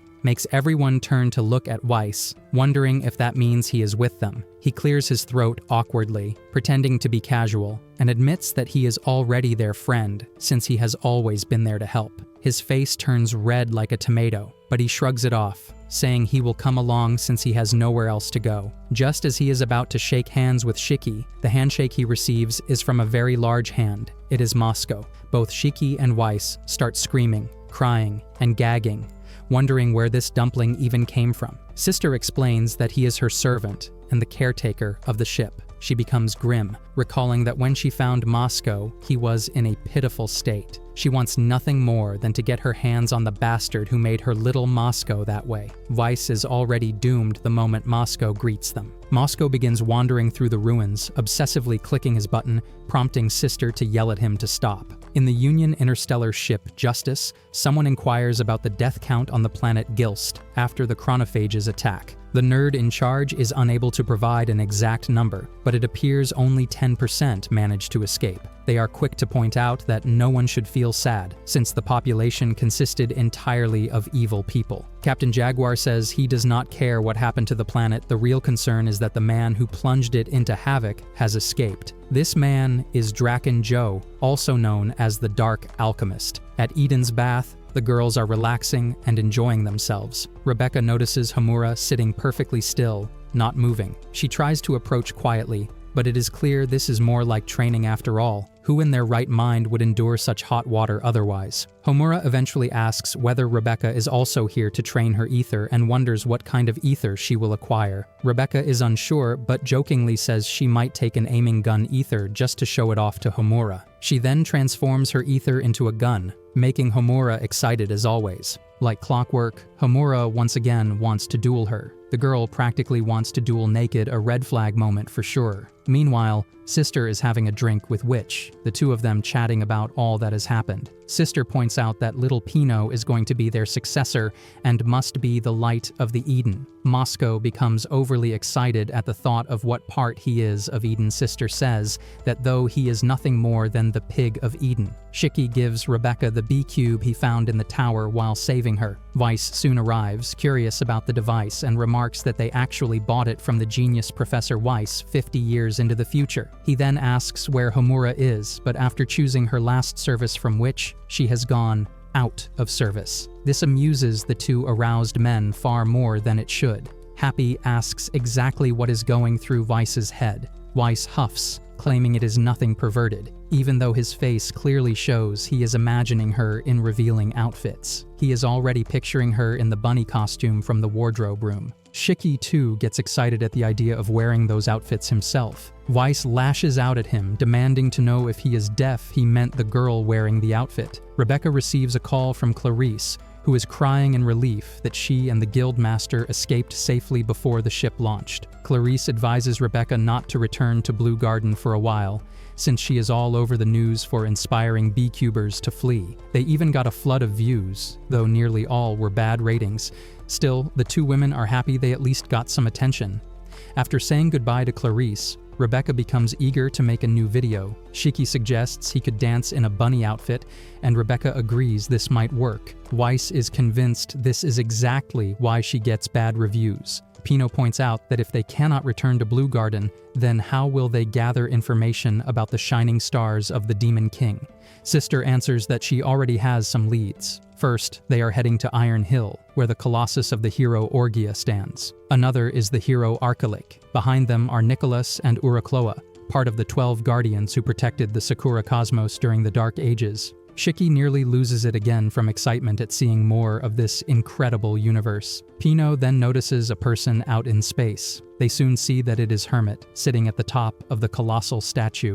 Everyone's hyped to have the newest member on board, but let's be real, Weiss is on another level of excitement. Dude's grinning ear to ear, and it's not because of the heroic rescue. Nope, bro's just living his best life, surrounded by an entire squad of female bots. Pure space harem satisfaction. Sister knows Hermit always loved this place, so she suggests they check before heading off. But something's weird, Hermit isn't moving, not speaking either. They bring her onto the ship and run diagnostics, but nada. No external damage, no healing delay, no virus detected. Instead, it's like she's stuck in some abnormal sleep mode. In other words, her heart has shut down. And bonus nightmare, these bots have zero clue how to deal with a heart in the first place. This is when Shiki takes command, announcing he's got an idea. He's going inside her. Oh wait, clarification, into her heart. Of course, Weiss and Rebecca both instantly hit him with matching "are you for real" faces. Shiki asks Weiss to make a device that can send him into her to repair it. Weiss shuts him down, saying he doesn't have that kind of skill. Pino pipes up to ask if the heart is like a physical object. Shiki doesn't know, but the boy is visibly wrecked. He's dramatically mourning, saying it's awful seeing her heart broken, probably by some underground F-boy. He even starts crying. Weiss takes this as a free comedy buffet and mocks him while the witch just kneels down, saying Shiki's got excellent Uter vibes good enough to go save Hermit. They all agree her heart must be somewhere on the planet Digitalis. She's probably still in the digital mind there. Digitalis is both a virtual dimension and a real planet. But here's the catch. You can't go there in physical form. You've got to switch into digital mode to enter. Basically, it's like hopping onto the servers of an MMORPG called Rogue Fanaticism. Thing is, Rogue Fanaticism had some serious drama. The witch explains that yeah, the game got shut down because of risks in digitizing people's personalities.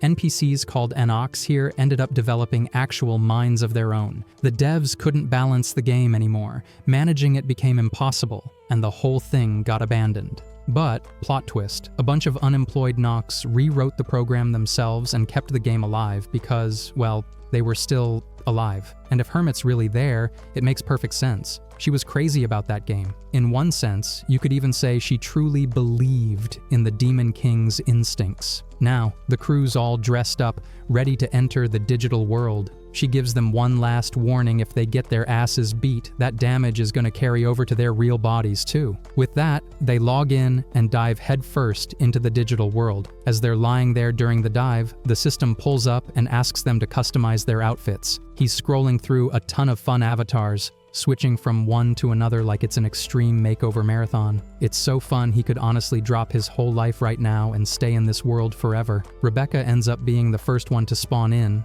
probably because the others are still busy trying to perfect their drip. While she's looking around, a weirdo comes strutting up like he's walking a fashion runway. He stops her with a titanic pose, full drama, full ego. Rebecca sizes him up, wondering who this clown even is. The guy smiles like he's about to drop a tragic backstory, then goes on about how it's no surprise they don't recognize him, an exiled prince and a swordsman on a noble quest to restore peace to his hometown or whatever. Basically, Homura picked this male avatar, and this moving slime blob was supposed to be her noble white steed, except the thing is purple, which makes the whole situation even more cursed. Then Weiss rolls up with his female avatar, living his best life. Bro's absolutely thriving. He can squish as many watermelons as he wants, and on top of that, he can now take a bath with hot mommies. He tells her not to be such a bore since they're in the virtual world, so why not have fun? Pino shows up too, fulfilling her own dream. Out of all of them, she's actually looking the most sane here. Finally, the hero of the batch, Shiki, arrives. After scrolling through endless avatars, he ends up with the most default look possible, but there's nothing default about the sheer thickness of his build. He goes for long hair, but it ends up reminding him of his bot friend, and that's all it takes for him to start crying again. This world is basically a game designed to feel as real as possible. There's barely any HUD, none of that constant on-screen clutter from regular video games. Weiss thinks it's simple enough to get used to, but Rebecca stops him before he gets too confident. They can use their real-world abilities here, sure, but it's prohibited to touch the Rewrite the Planet program, which basically means there's 0 point in Pino and Weiss even being here.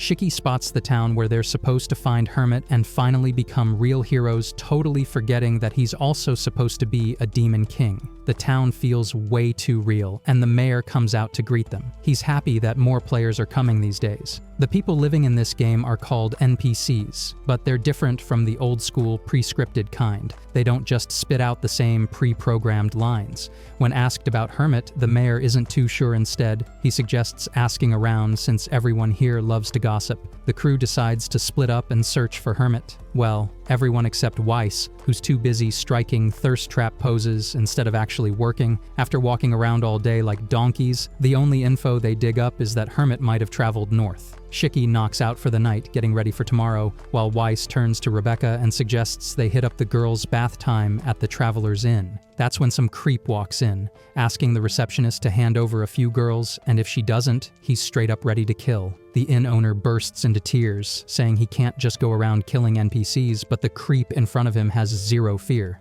After all, he's one of the chosen players. Meanwhile, back on the Eden Zero, Witch wonders exactly what the kind of thing that must have happened to Hermit to make her shut her heart like that. Sister notices something worse. Strange data has crept into their circuit. If it isn't removed, the Eden Zero and all their comrades could be in serious trouble. But the comrades on the other side, yeah, they're just out here enjoying the virtual world to the fullest. Homura is low-key stunned that this place even simulates smell and taste. All that's missing to make it really real is some big monster. And speak of the devil, the monster shows up. Turns out the crew had requested this monster back in Granbell, but since the place never got guests, it was pointless. Now, Shiki is all hyped to throw hands, until the monster suddenly tells him to wait. The big guy calls them good travelers, and says he's not actually a bad person, he's just labeled as an evil boss, so people assume the worst. In reality, he's offering them a quest. The town's great treasure has been stolen, and adventurers are supposed to hunt it down, eventually entering the cave where he lives. But the plot twist? The treasure was something he'd been using for his own purposes. He catches himself mid-story, sulking about giving spoilers. Pino asks what exactly he's even doing here, and that's when it gets serious. The town to the north, Krista, is in deep trouble. A guy named Jamil, a full-blown mass murderer, has appeared there. He enjoys killing people, whether they're players or NPCs, and even after murdering NPCs, he doesn't get banned. Because of Jamil, Krista has fallen into chaos, and this monster ran away to save his own skin. Shiki asks if he knows Hermit, and the monster says if he means the girl who just stares into space all the time, then yeah, sounds like she's there. The crew gears up to save their comrade. When they arrive at Krista, the place is in terrible shape. A girl, half drunk and half zoned out, greets them with a lazy welcome to the City of Crystals. Then Jamil shows up, striking an NPC and scoffing that, in the end, they're all useless. He thinks only players are worth hunting. He's heard about some new players recently, but when he went to track them down, he hit the wrong inn. The only people there were a bunch of dudes and one gorilla. Instant disinterest. So instead, he dragged those guys to the Tower Needle. Up at the tower, the sight is brutal. The men are impaled by its massive needle. Shiki jumps in to save them, but Jamil just laughs. According to him, Shiki can't save them because his powers prevent those victims from logging out. This guy is completely unhinged. He says if they log out, he won't get to see their last moments, and that would be boring. Shiki realizes the men are already dead, and Jamil finally introduces himself, not just as some random psycho, but as someone who has worked with Joe, another chosen player. Joe, he explains, is one of the 6 members of the Oración 6 Galactica, the galaxy's worst criminals, infamous for destroying planets. But Shiki doesn't care about all that. He's locked in, ready to make Jamil pay. Meanwhile, far away, Hermit sits alone, whispering bitterly to herself. The Demon King lied. Even if robots have hearts, humans clearly don't. The dudes who get hit are instantly deleted from existence, their bodies going poof, like they just rage quit life itself. And since dying in the game means dying in real life, the stakes are literally peak anxiety. Jamil, though, is straight up vibing off the chaos, watching everyone spiral into desperation like it's his favorite Netflix drama. For the last time, Shiki's got that ether fear enlightenment moment, while Jamil smugly flexes that Shiki better think twice before trying to swing at him.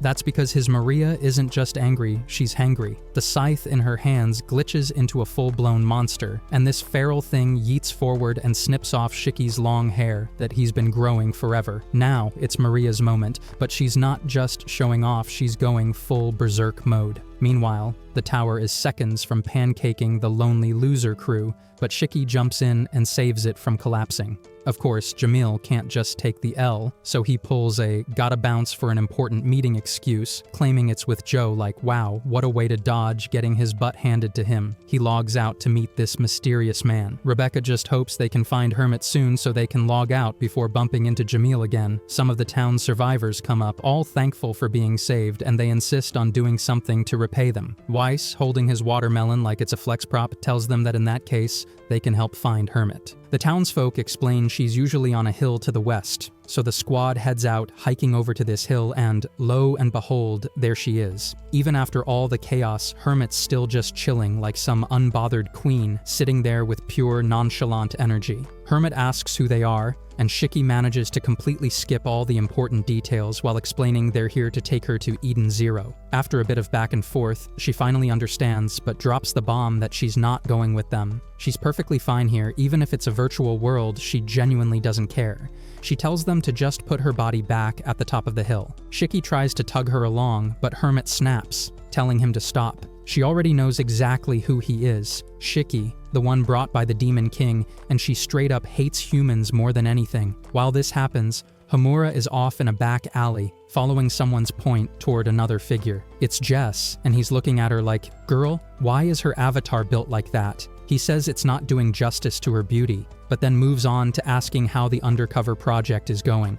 The shady mole says everything's going perfectly, and that Shiki trusts her completely. Back at the inn, the crew is all still low-key, spiraling over how brutally Hermit rejected them. Shiki has never met anyone who despises humans this much. They've got Pino and Happy, who actually love humans. But now he's reminded of his friends back in Grand Bell, and here comes another round of his crying session. Weiss says he needs to get something off his shoulders. All he mentions is that he needs to get rid of these heavy watermelons. Shiki says he'll go check on Hermit again, but suddenly the bells start ringing, signaling some major drama. He rushes outside to see a full-blown army of glitchy, unhinged robots swarming in. Nobody's ever heard of this event before, but now these creepy robot monsters are rolling up to attack. Then a nasty bird thing, dripping with main villain energy, introduces himself as Guiron, commander of the magical beast army. He says they're here on orders from that pathetic Jamil to take over the town. The plan? Wipe out all the NPCs, kidnap the players, and drag them to Jamil.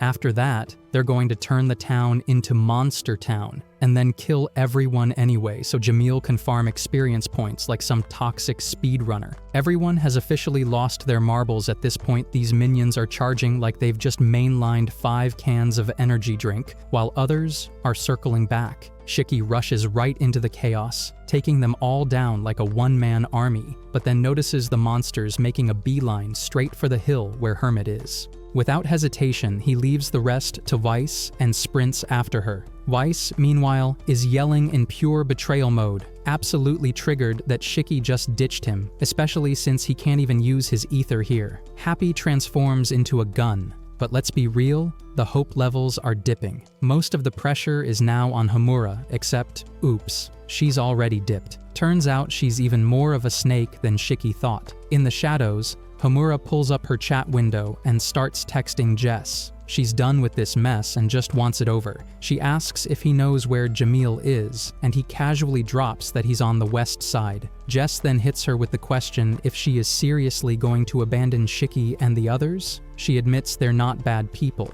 but her role in their story is finished. Meanwhile, Hermit spots the incoming wave of monsters and thinks, yep, this is a better ending than being killed by humans. She's already halfway into her goodnight prayers when Shiki swoops in and scoops her up like it's some dramatic rescue scene. Elsewhere, deep in a misty forest, Jamil is having his creepy little feast when Homura appears. She asks if he's working with Joe and says that if he's willing to bump up her rank, she'll do whatever it takes. Back with Shiki, he's hauling Hermit through the chaos, still being chased by monsters. He unleashes every Magimech attack in his arsenal to clear them out. Hermit, suspicious as ever, asks if he stole his power from the Demon King. Shiki says no, claiming he was taught by him, but Hermit's not buying it because she's convinced humans don't have hearts. Shiki pushes back, saying there are humans who do care, then tells her she's his friend. He suggests they return to the others. Meanwhile, Rebecca is lighting up every monster she sees with her gun. If only poor Pino and Weiss could use their powers here, things would be so much easier. The head monster, Guiron, is barking orders to wipe out all the NPCs, but before the slaughter begins, an event monster spawns. According to the 67th chapter of his dramatic sob story, he's the guardian spirit of the town. He's scared stiff, but still determined to protect them. The event monster throws shade at Guiron for not even having a tragic backstory, calling him a low-tier side character. Before Guiron can flex, Shiki drops in to wreck shop, kicking monster butt left and right. But then plot twist Jamil rolls back in with even more troops, ordering them to burn the townsfolk. The event monster blocks the flames, but his stamina's not infinite. While Jamil is literally squeezing the monster's head like stress relief putty, he demands they keep attacking. Homura grabs a fire bow and lines up a shot not at the monsters, but at a little girl. Shiki catches her mid-action and sees the girl taking the attack. Jamil's loving it, enjoying the betrayal arc, and even praises Homura for leading Shiki straight to Joe. Homura aims at Shiki next, calling him data trash and going full savage mode, but Shiki argues that she's still human. Weiss is fuming in the background, raging about how this tiny thing is trying to betray them. Shiki asks if they aren't friends, but Homura declares she's joining Joe, revealing that her whole search for Valkyrie story was a complete scam. She tells Shiki to step aside or she'll take him out too. Jamil, getting more impatient by the second, orders everyone to attack at once. Shiki realizes if he dodges, the town will get hit instead, but just then, a blade swirl cuts down every arrow in the air. It's Homura. And honestly, even she doesn't seem to know what in the world is going on anymore. Homura recalls the moment she arrived on this planet only to spawn inside a prison for no apparent reason. It takes her one whole day to bust out, another to gather intel. Poor baby goes through a whole survival arc just for the tea, only to find out the truth. Some scoundrel has been out here cosplaying as her. And worst part, they made her take on a male appearance. Yeah, no way she's vibing with that, making her look even more fired up as she speaks her mind. They are convinced this girl is the real deal. But the bigger question is how the hell did this imposter even know about her in the first place? Jamil, of course, does not care about this whole identity drama. The only thing on his brain? Blood and flesh? Big Man immediately starts slicing through monsters and blasting laser attacks like it's a speedrun challenge. Homura decides she's going after the imposter herself. Shiki tries to smack Jamil with an attack, but bruh, this guy's cheat code stats are way too cracked. The hit doesn't even scratch him. Super busted. Shiki gives it another go, still zero effect. Hermit, watching this disaster unfold, calls them all idiots. If Jamil's using cheats, they should just craft their own hacks using the planet's tech. And so, they both order pigs to ride. Yeah, because why not? Homura side-eyes Hermit like, why is this girl riding a pig so nonchalantly? Turns out she's more than just sus. She's basically a copy-paste human, able to perfectly mimic the people she impersonates, which is exactly how she got close to Jamil. Her name is Amira, and plot twist, she's with the Galactic Intelligence Agency, GIA for short. Basically a government agent on some top-secret mission. Homura demands to know why she's after Jamil. But nope, Jamil is just a stepping stone. Her real target is Joe, the most unhinged, diabolical man in the universe. She was this close to infiltrating Joe's circle, but now she'll have to restart the whole plan. She didn't pick Homura for some grand heroic reason, nah. She just wanted access to her account, since its security was trash tier. But under her breath, Amira mumbles something dark. Jess knows about her now, which means she's basically marked for death. Can't have someone out there knowing her true identity. A fiery sword fight breaks out between the two. Homura warns her no gun is going to work on her anyway. She's built different. But then she fires at the tree, a branch snaps from above, dropping straight onto Homura's head. Seizing the chance, Amira switches to sniper mode and fires. Homura, in absolute beast mode, smacks the bullet back at her with her sword, despite the ridiculously close range. Amira is shooketh. She instantly logs out to save herself, grateful she escaped in time. No one gets to see her real face anyway, so her identity stays safe. Meanwhile, Shiki is still getting completely dunked on by Jamil. Hermit keeps telling them if Jamil is using cheats, then they should too. But Rebecca is 100% against it. She's a gamer purist, and in her world, cheat games are trash tier. That gamer pride? Yeah, not exactly going to help her win here. Weiss, on the other hand, is totally down to cheat. Back to his normal self, he's like, sure, he will probably get banned, but who cares? It's not like he is dying to come back to this planet anyway. While Shiki's still out here missing every attack, Jamil has already rewritten his own program to have infinite health. Pino asks Weiss if he can just remove that invincibility first.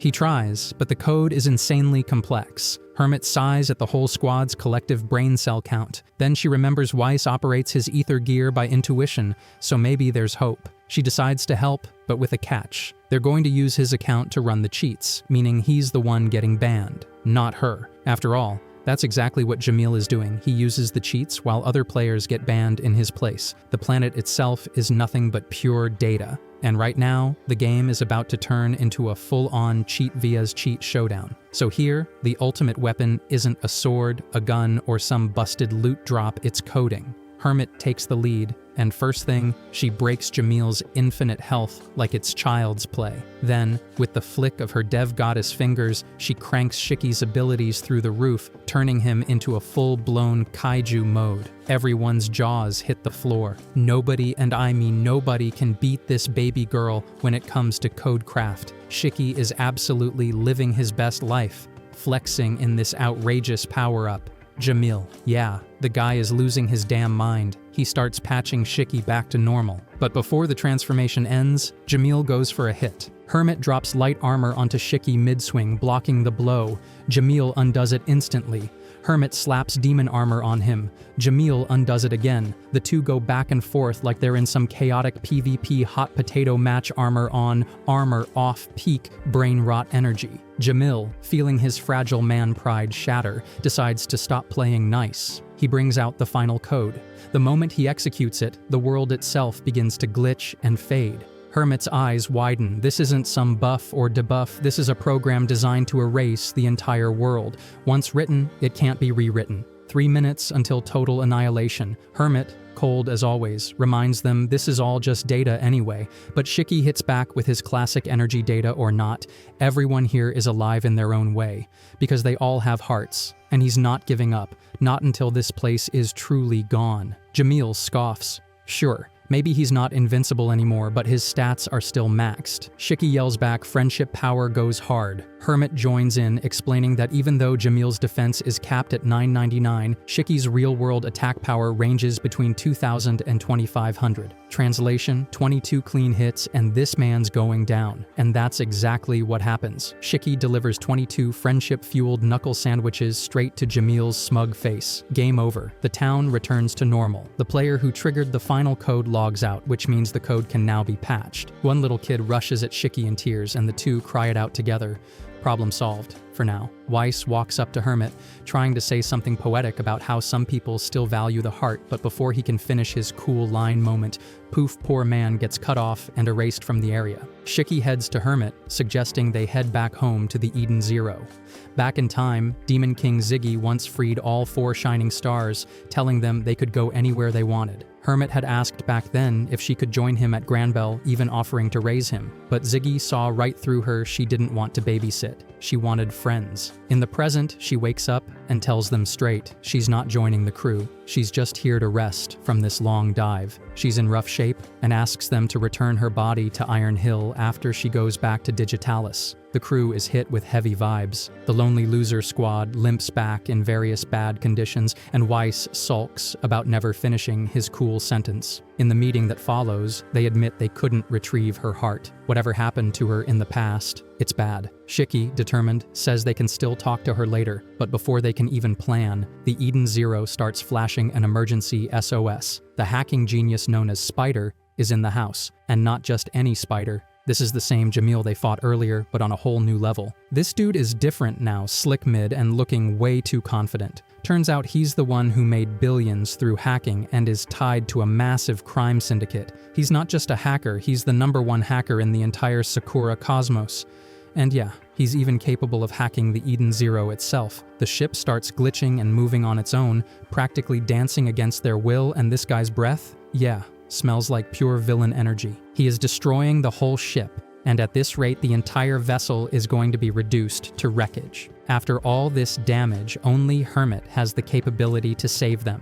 Yet she shows no intention of doing anything. The crew debates among themselves and concludes that it would be better to simply evacuate. Still, they decide they will all try to speak with her, while Weiss and Sister are given the task of saving the ship. Weiss sighs in regret, muttering to himself that he should never have come aboard this ship in the first place. Hermit is crying because the girl they are all relying on is nothing short of a baddie, someone who does not care about anyone but herself. But Shiki refuses to give up. Not on her, and not on this ship. Her memories begin to unfold. A scientist once told her that they were going to create an ether accelerator, and they wanted her assistance in building it. According to him, it would save countless bots. She had been genuinely happy at the thought of being able to help them. 15 years ago, on the planet Molten at Muller's Royal Laboratory, they had successfully created the prototype for the ether accelerator. With it, they could provide aid to the bots on the planet Hook. However, with their current technology, they were still unable to stabilize the ether fusion. Planet Hook was a place where all humans discarded unwanted bots, leaving them to live bleak, unwanted lives. Worse still, the planet suffered from a severe ether deficiency, but if they could complete the ether accelerator, they would be able to send much-needed ether there. The scientist expressed his desire to help the planet because, in his view, just as bots needed humans, humans also needed bots. Hermit admired his vision and fully committed herself to helping him with his research. While Weiss and the others work frantically to fix the ship, it proves to be in vain. Even Sister is unable to use her powers, for they only work on living beings, and the Eden's Zero is not alive. The ship feels emptier without all 4 of the shining stars present. Meanwhile, Jamil is enjoying the chaos as though it were a grand performance. Elsewhere, Shiki and Rebecca plead with Hermit, urging her to help, as she is the only one capable of saving them. Homura steps forward, asking them to move aside, declaring that breaking the sword with her own blade might be the only option left. Hermit's memory continues. Muller, the scientist, once told her that she was the only one who could make this possible. She worked tirelessly, so much so that even her fellow researchers often commented that she was pushing herself too hard. She sometimes wondered if she could ever become friends with Dr. Muller. Her fellow researchers reassured her, telling her that they were all her friends already, words that surprised her and made her feel a little warmer inside. One day, a bot scientist informed her that they were going to Planet Hook to work on site, since only bots were allowed there. Muller was going as well because they needed to set up the receivers to catch the ether from the accelerator. He expressed his confidence that, since she had completed the device, it would work perfectly. With this, they would be able to save countless bots. The others wondered aloud what they should do for the humans in return. And knowing Muller's personality, they joked that he would probably only ask for a shoulder massage. The time finally came, and the site staff confirmed that the receivers were ready. They were moments away from beginning. Muller told Hermit not to worry, assuring her that all her calculations were accurate. She asked him that once this was over, would he be her friend? He smiled and told her that he thought they already were. Everyone around laughed, making her truly happy for a moment. Finally, the order was given to fire the ether accelerator. They launched it, and Hermit felt joy knowing they would alleviate the ether shortage on Planet Hook. But suddenly, a problem emerged. The receiver was not compatible with the ether's discharge. Everyone fell silent. Bots began screaming that if they did not stop it, the entire planet would be destroyed. And then, just like that, Planet Hook was gone. It was destroyed in an instant. Muller and all the researchers immediately began celebrating, their laughter and cheers filling the room like a grotesque party. Hermit, in contrast, was crying and screaming. Muller looked at her with a smirk, then gave the order to dispose of her. Guns were raised and pointed at her. She could not comprehend why any of this was happening. Muller cannot believe that she still has not figured it out, that what she has been building all along was never meant to save the bots. It was a weapon, not a part of her noble agenda. Since her computer calculations were exceptionally advanced, they had used her work to obliterate Planet Hook. She trembles, unable to comprehend this reality. They had not sent her to the site in case complications arose, but now that her usefulness has ended, they are ready to discard her. She reminds Muller that he himself once said humans and robots need each other.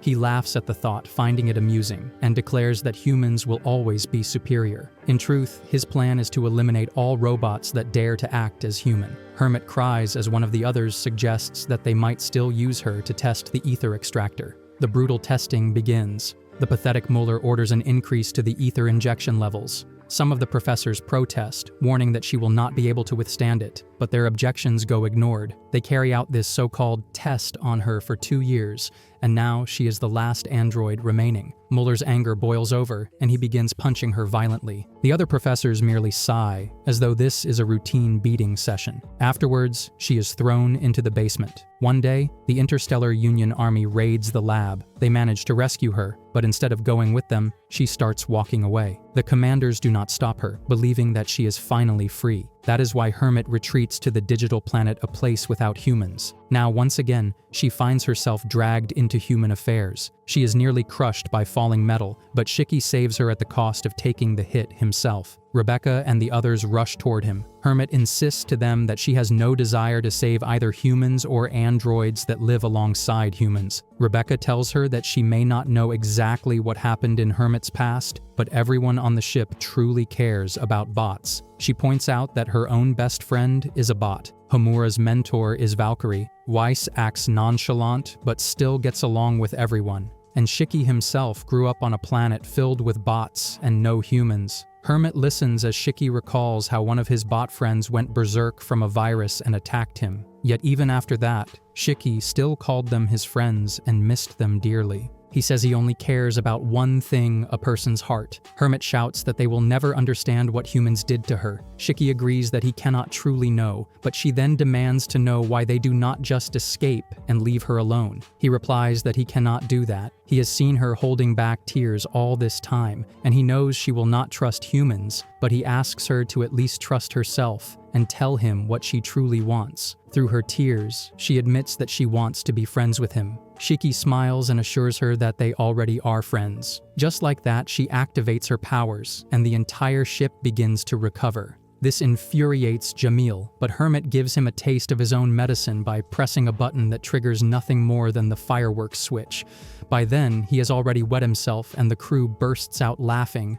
Weiss joins them and Witch approaches him, remarking that she told him Hermit had a beautiful smile. Even though Eden Zero shot down the automatic system, it's still going to take some time to recover. Hermit apologizes, but Witch thinks it's not her fault at all. Sister, on the other hand, says it's definitely all Hermit's fault. Hermit says she's sorry, but Sister scoffs, claiming she doesn't seem sorry at all. It's like Hermit is low-key looking for some punishment from her. Hermit, unfazed, throws out a threat she'll click that Moscow don't push button. While Witch is just enjoying seeing everything return to normal, Sister hugs Hermit and says she's glad she's back. Rebecca and Homura are enjoying their girl bath time, chatting about finding Valkyrie. They're sure they'll track her down one day. On being asked, Homura explains that Valkyrie was a great master with a bit of mischief in her, but 5 years ago, she suddenly disappeared. When they meet again, the first thing Homura wants to do is show her skills to her. And now, here she goes again, challenging Rebecca to another fight. Meanwhile, Weiss and Shiki are enjoying their delicious burgers while Pino sips her energy-restoring drink. But since she doesn't have the ability to taste, here she goes again with her crying fit about not being able to enjoy food. She starts yapping to Weiss, asking if he can do something about it. Pino reassures herself with a feeling that someday she will be able to taste, and when that happens, she's going to eat burgers until she's stuffed. Weiss knows that's not really possible, but figures that if they meet Mother, it might be. On planet Brown Sea, Amira is getting chewed out by Jesse for getting caught. She tells him to calm down because it wasn't that bad. In fact, it helped her gather important intel. She now knows that Jamil is that soldier, and she's also found Joe's location. Jesse says he'll go, especially since Elsie is back. He lies to Elsie saying he's just playing video games, but Bro has already packed his stuff. clearly planning to betray her. Meanwhile, Stinky Jamil is walking around, losing his temper over losing, or maybe just straight up wetting his pants. Maria stops him from meeting Joe, saying Joe has important stuff to handle. But Jamil starts acting creepy, his face looking way too sus. Maria sighs, lets him go, but warns him not to come crying back. When Jamil enters, he sees a terrifying scene.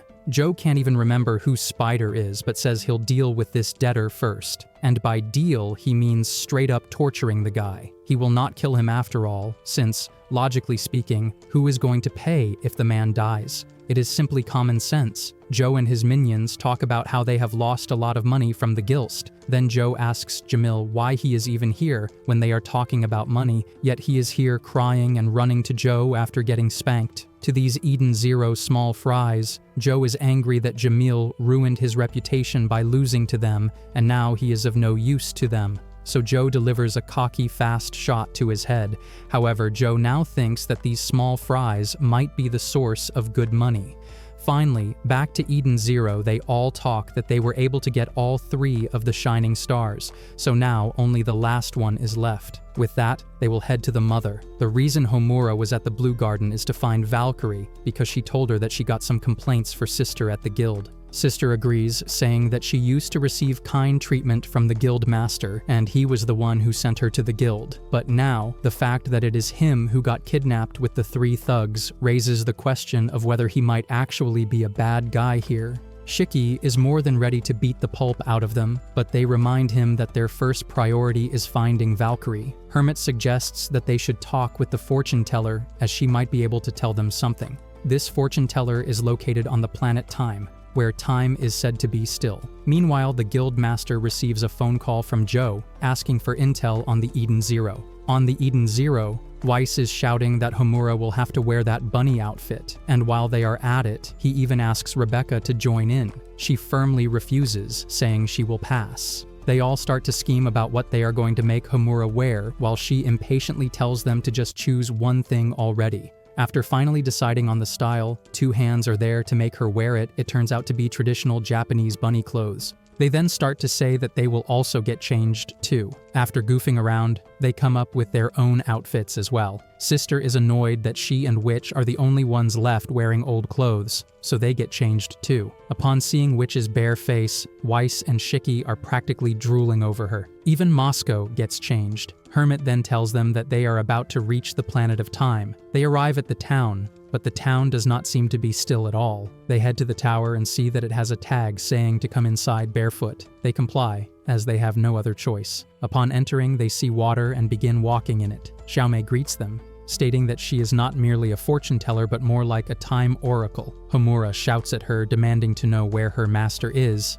but it turns out that Xiaomei already knows all of their names. Not only that, she also knew they were coming here. The planet is known to have time stand still, yet the stars and even the clouds outside are still moving. The simple explanation is that if they leave this planet, they will be able to resume time outside, so their real time will not be affected, even if they live here for 100 years. Shiki is unable to understand a single thing, but to him, it still sounds cool. Xiaomei is willing to tell them where Valkyrie is, but not for free. What she wants is not money, but rather a compensation equal to the value of the information she will give them. Calculating it all, the cost amounts to level 10. She snaps her fingers, and instantly, all of them start to fall. Just like that, they all drop onto the battleground. Xiaomei says that since she knows literally everything, there's still one nerf to her OP powers. She has no idea about the result of this next battle. The girl is literally getting hyped and low-key aroused just thinking about it, like this is a total personality speedrun shift. She drops the T that one of them has to fight the warrior G, and if they win, she'll hand over the intel. Homura is ready to yeet herself into the ring, but Shiki's bouncing like a kid on too much bubble tea, totally eager to do it. Shiki is already manifesting Valkyrie as their bestie.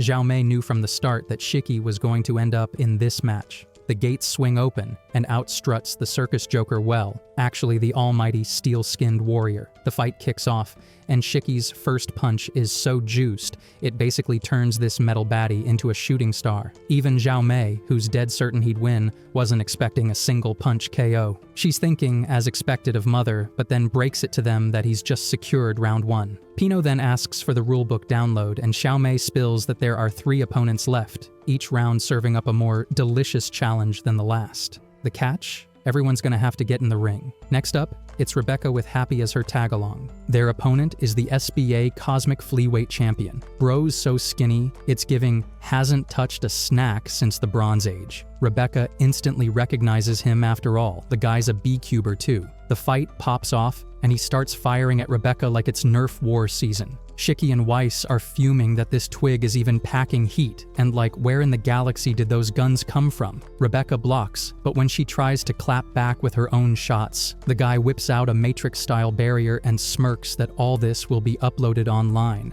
Then he flings tattered junk at her, and that's when her frog trauma PTSD gets triggered. She goes full rage mode, realizing bullets aren't it, and decides her fine legs are the ultimate cheat code. She launches a kick straight into his so-called barrier, and boom, match over, flea-weight clown face plants. Xiaomei was honestly just waiting to see her ether gear, but nope, Rebecca went full leg day warrior instead. Then it's Weiss's turn, up against the fleet-footed highway dog. This mutt's literally parkouring on the walls like he's in some doggy matrix. Weiss jokes about using Pino as a weapon, nearly giving her a heart attack, before sighing and telling her to just pop an EMP. She's like, bet. And one zap later, the canine speedster's jogging like he's out of battery. Weiss storms in and kicks the living pixels out of him. Dirty trick unlocked. Round 3, toast. Now it's time for Homura's fight. She vows not to lose for her master, but her opponent is Valkyrie. Except Xiaomei says it's a replica she made. This fakie's loaded with all of Valkyrie's input data, which sends Homura into a rage spiral over her master being copied. She activates her ether and charges, but fakey Valkyrie knows all her moves and even her weaknesses. Weiss gets big mad when the fake hurts Homura's rabbit ear hair. To Homura, it feels too real, like fighting her actual master. But deep down, she knows it can't be. She remembers a time when bandits tried to sell her to guilds, and the real Valkyrie swooped in to rescue her. Valkyrie had asked if she wanted to return to her parents, but seeing she didn't talk much, she started to leave until Homura shouted her name, marking the start of their bond. That's why she knows this fake can't be her real master. She powers up with the Great Dragon Flap, blasting the fake to scrap. If it had been her real master, Valkyrie would have dodged that move. With the fight over, the bot reverts to its real form, and Xiaomei confesses it wasn't actually a copy because it's impossible to duplicate any of the Demon King's 4 shining stars. Homura demands to know where her master is, so Xiaomei snaps her fingers, and suddenly they're floating down, back to where they started. Xiaomei spills that Valkyrie is on a planet where splendor and misery vibe together, the planet of Gemstone. As they set course, Xiaomei, clearly living for the drama, decides to give them a little extra tea. Mother does exist, but this time the oracle powers were given to her, not Mother, and it made her lose the memory of Mother's location. Still, she claims there's no wish she can't grant. The crew is beaming with wish fulfillment energy. Before they zoom off, Xiaomei tells them to be careful on their way to meet Mother. And just like that, they're off, star hopping toward the Gemstone planet, with the galaxy's messiest tea still steeping. Finally, they're back on the Eden Zero. Even though they're all chatting about Valkyrie chilling alone on the Gemstone planet, the place itself is split into 2 sectors. One's a broke-as-heck labor district, and the other is where the rich peeps live in comfort. The plan is simple. Once they find Valkyrie, they can finally resume their journey. Sounds kind of fun, honestly, but it's gonna take at least 3 days to get to that planet, since they're taking the longer route to dodge all that space debris. Sure, they could have just used the fast time travel system, but that only works for places they've already been before.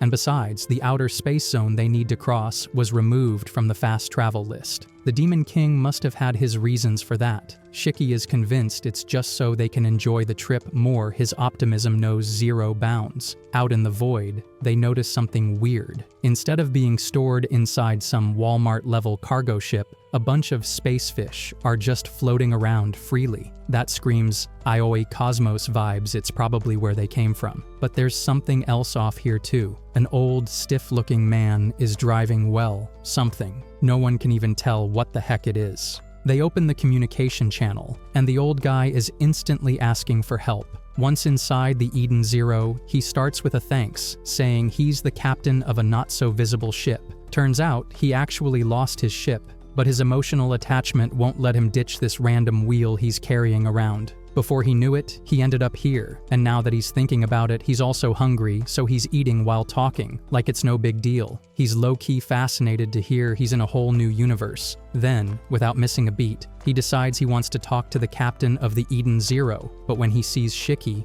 he's like, wow, great ship. He will just take over as captain now. The crew collectively shuts that idea down fast. No way they're letting their ship end up like his. Now he's acting sleepy, like there's nothing else going on. The bots are already annoyed at letting him on board, but they can't really do much. Shiki's the one who ordered they let him stay until they reach their next destination. Meanwhile, Rebecca and Homura are taking a bath. They both think this guy might not be evil, but he's definitely a bit of a walking mess. They also wonder which cosmos he even came from. Then, completely uninvited, the old guy just shows up behind them, casually saying his cosmos is great, but theirs is pretty too.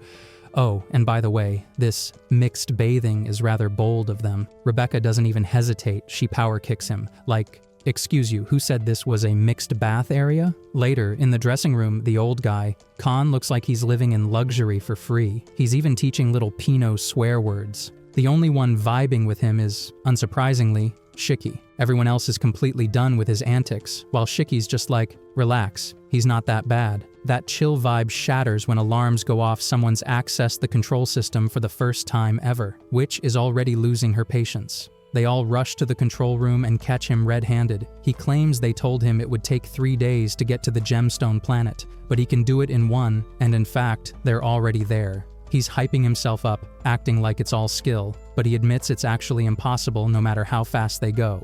The truth? He just took a shortcut that bypassed all the debris. Now they're basically right outside the gemstone planet, ready to meet Homura's master. Khan, totally unbothered, decides to go get some shut-eye, but Witch is getting way more suspicious about him. As he strolls casually down the corridor, Khan wonders aloud if all of this is just coincidence or fate. After all, he used to be the captain of a ship called Eden. On the gemstone planet, everything is literally glimmering like it's been dipped in glitter. Every building, every street, every accessory. Everyone here is filthy rich, and Shiki, being Shiki, actually goes around asking random people if they're rich. Rebecca instantly smacks him for that. In reality, he's mostly staying on the ship, working on his new weapon, and more importantly, keeping an eye on the old geezer they picked up. But now, the group's in the casino, with Rebecca all glammed up partly for the mission, partly for those sweet view counts. Pino suggests they split up to gather intel from the locals. Homura nods, but immediately gets way too loud, shouting that she's here to find her master Valkyrie,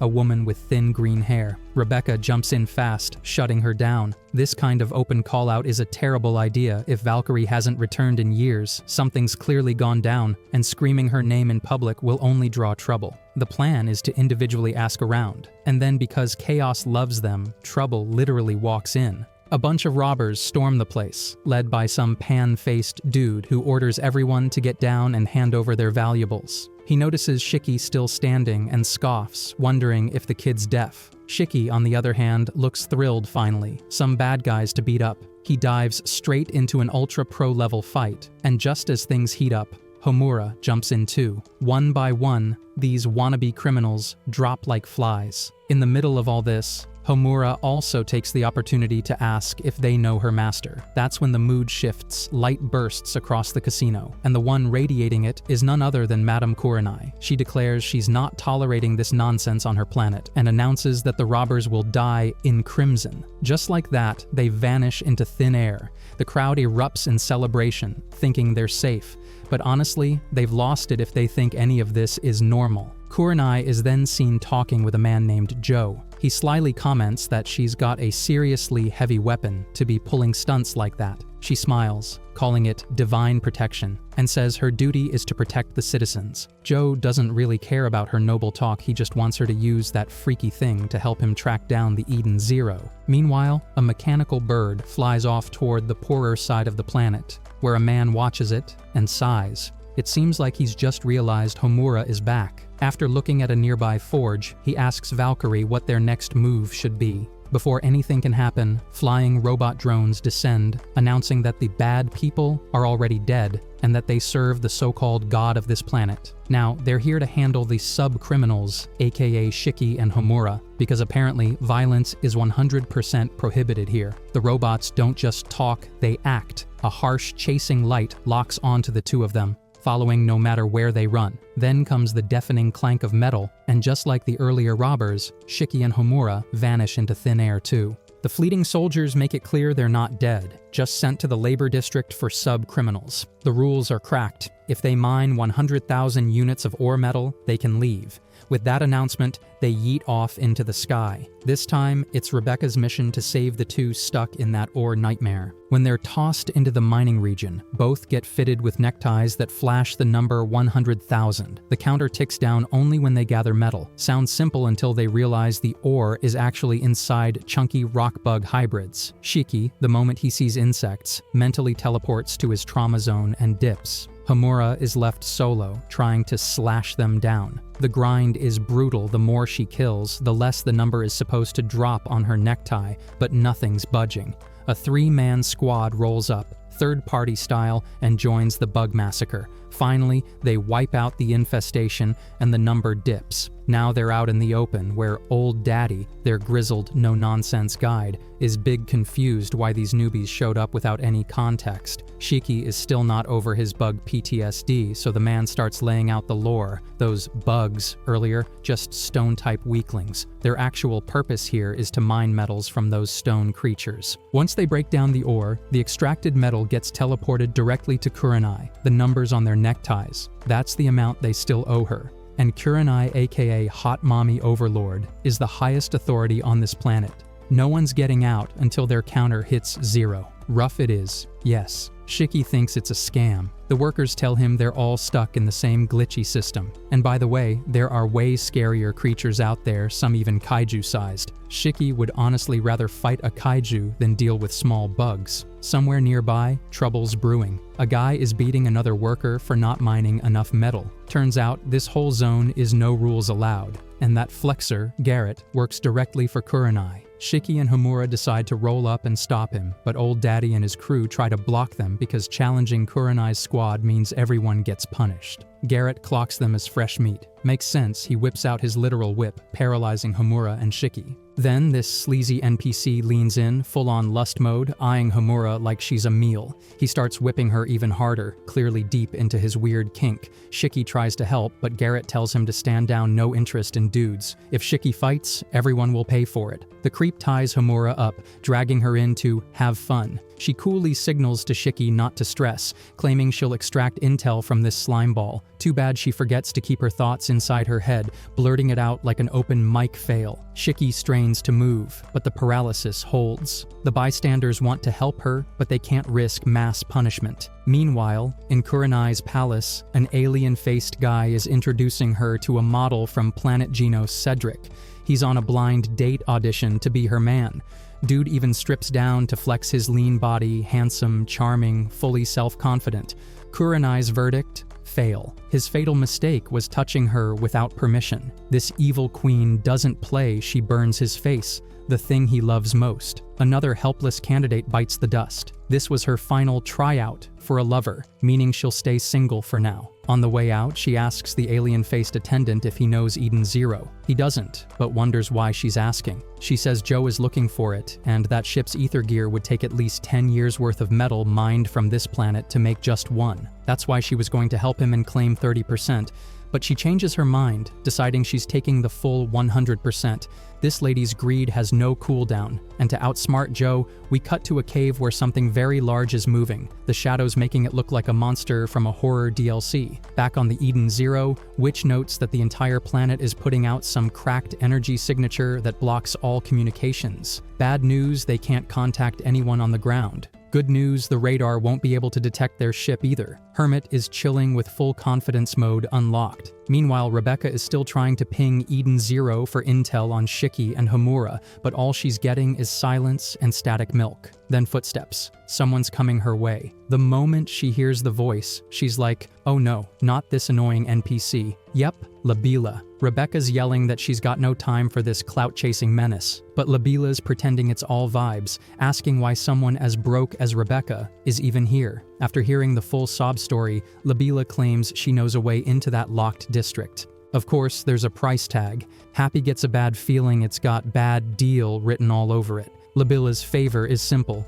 Make a collab video with her. She's gotten famous too, and she never properly thanked Shiki for saving her from getting kidnapped, so she's framing this as a win-win. Rebecca's suspicious, asking what exactly she wants. Labila pulls out a costume Coldplay Little Magic Girl. Rebecca's instantly screaming that this is an anime for literal toddlers. But Labila's has already prepped the video title. The B-Vuber Labila finds out how far Rebecca will go for views. Rebecca swears she's not doing it, but Labila teases that without it, she won't learn the way to the district. With no other options, Rebecca reluctantly puts on the frilly nightmare and eye feast for every random dude in town. Then, someone starts singing the anime's theme song. Plot twist. It's not a kid, but a grown man, a full-on fanboy, and he's none other than Nino, a famous B-Cuber who covers anime content. Labila's like, hey Nino, scoop out, but also flexes that she knows him.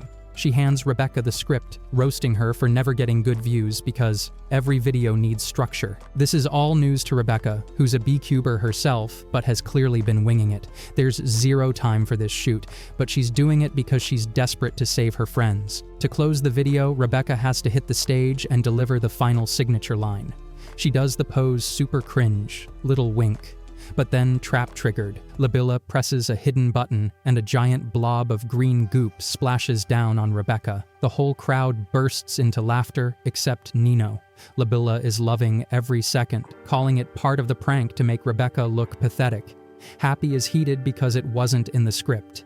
Pino calls Labila out, saying it's not funny, tears threatening, telling her to stop mocking Rebecca. But Rebecca stops Pino, owning the L, saying it's her fault for trusting Labila. Labila doesn't care already, worrying about video edits instead of keeping her promise to tell Rebecca about the district. Then, Nino slides Rebecca a small chit that says Kurenai is listening to everything here.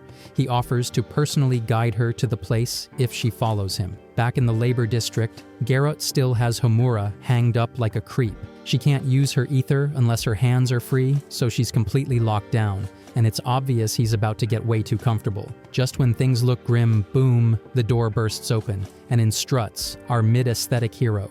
Garrett sighs, warning that defying him means everyone else will pay. But Shiki makes it crystal clear he's not some corny, save-the-world hero. He doesn't care about grand causes, only his friends, and if anyone lays a hand on them, he's unleashing the demon. The fight kicks off between the whip and gravity. If this pervert can control his disgusting whip, then Shiki can definitely control his gravity, and with that, he lands a seriously satisfying punch, sending the guy straight into the ceiling to hang. Shiki immediately heads over to Homura to untie her, but she tells him they can't use their ether if their hands are tied. He's like, oh, really? And asks her to try tying him. Oops, turns out that's actually true. While Homura feels down about this major weakness, Shiki is just thrilled that ropes really are awesome. They decide to question Garrett about Valkyrie, but the moment he hears this, the guy lowers his head, smirks, and mutters that sure, Valkyrie's got a fine body. Meanwhile, Nino is escorting Rebecca and the others to the labor district because he works for Kurenai. He explains that she's actually hunting for a ship called Eden Zero, and anyone who even mentions the name gets targeted. That's when it hits Rebecca she did say that name earlier. She asks Nino why Kurenai wants the Eden Zero, but he has no clue. This guy just follows orders. He admits he was told to capture her because she said the name, but then he adds super casually that her cute pose was incredible. Thanks to his anime brain, he decides to help her instead of handing her over. Still, Kurenai is terrifying, so his plan is simply to say he never found Rebecca. Nino warns that the labor district is dangerous and tells her to bail the second she gets her friends, but also throws in that she'd totally rock a cosplay of Angelic Angela. Weird guy, but at least he saved them. They finally reach the labor district, where they spot a bird trying to get them to follow it. Risky move, but they decide to go with it. Soon they come across a creepy dude in meditation, though it's looking more like something questionable. His head spins around, and he uses his ether steel hand to snatch Rebecca's B-cube. With smug pride, he brags about it, then uses his power again, this time stealing her underwear. Yep, this dude's into pink panties. He somehow knows they're here looking for Valkyrie and introduces himself as Paul, a student of hers. He says he met her here on this planet and also knows about her other student, Homura, but he's surprised she actually came looking for Valkyrie. He's not sure whether to give Homura Valkyrie's B-cube, the one containing the truth about why Valkyrie left her, why she came to this planet, and why she can never go back. Nothing's clicking yet. Back with Garrett, he refuses to reveal Valkyrie's location and drops the reality check that they're actually the ones under his control because of those collars. If he wants, he can send them to the deadliest part of the mines. Another flash of light hits them. Unfortunately, Garrett has access to some of Kurenai's authority functions, so with a smug farewell, he sends them straight to the Black Rock mines, a place no one dares to enter and where survival is basically zero. Even if someone made it out, they'd be hauling a ton of metal with them. Still, Garrett is low-key losing his mind over being spanked by a little boy. The so-called almighty Hail Jewel Baku shows up, scolding him for treating prisoners like that. Baku is here to summon Wilk for Kurenai, and conveniently both Madame Kurenai and Garrett are in a foul mood. Shiki and Homura, along with Mo, end up in another cave. Their opponent finally appears, and it's somehow worse than an insect. Homura tries to convince Shiki that for heaven's sake, this is not an insect, but a massive, fat cat. Both of them get ready to fight this oversized furball, determined to take its number down to 0. But after one hit from both Shiki and Homura, it's clear nothing is working on this giant beast. Finally, it's the creature's turn, and its counterattack nearly sends both of them to an early grave. The massive thing spreads its wings, unleashing a swarm of bees. The sound alone is enough to snap Shiki straight into full-on don't-out mode, while Homura keeps trying to gaslight him, insisting they're birds. Shiki still collapses, and for a moment, it looks like Homura might need to start saying her prayers too. Just in time, Rebecca bursts onto the scene, making the cleanest, coolest entry of her life, blasting all 3 of the insect attackers into the dirt. Turns out it was Paul's bird form that led her here in the first place. Paul tells them they need to run now, but Rebecca is like, nah, no way. She just pulled off the best entrance she's ever had, there's no way she's running. Paul tells her the real boss isn't these bugs, but the black monster, something no one has ever beaten. Still, Homura insists she's going to defeat it to get her collar removed. Paul sighs and says she wouldn't be talking like that if she knew what Madame Kurenai actually does with all this metal. The black monster doesn't wait for them to finish yapping, it launches its attack immediately. Pino runs an analysis, and the scan shows the monster's scales are made of black crystal, an ore of insane hardness. But there's one weak spot, a fragile section on its back. With Shiki knocked out, there's no way to just jump up there, so Homura tells Rebecca to stand on her broken sword, and she'll launch her into the air with its ether power. Rebecca's terrified, but she still asks Homura to catch her like a princess when she comes back down.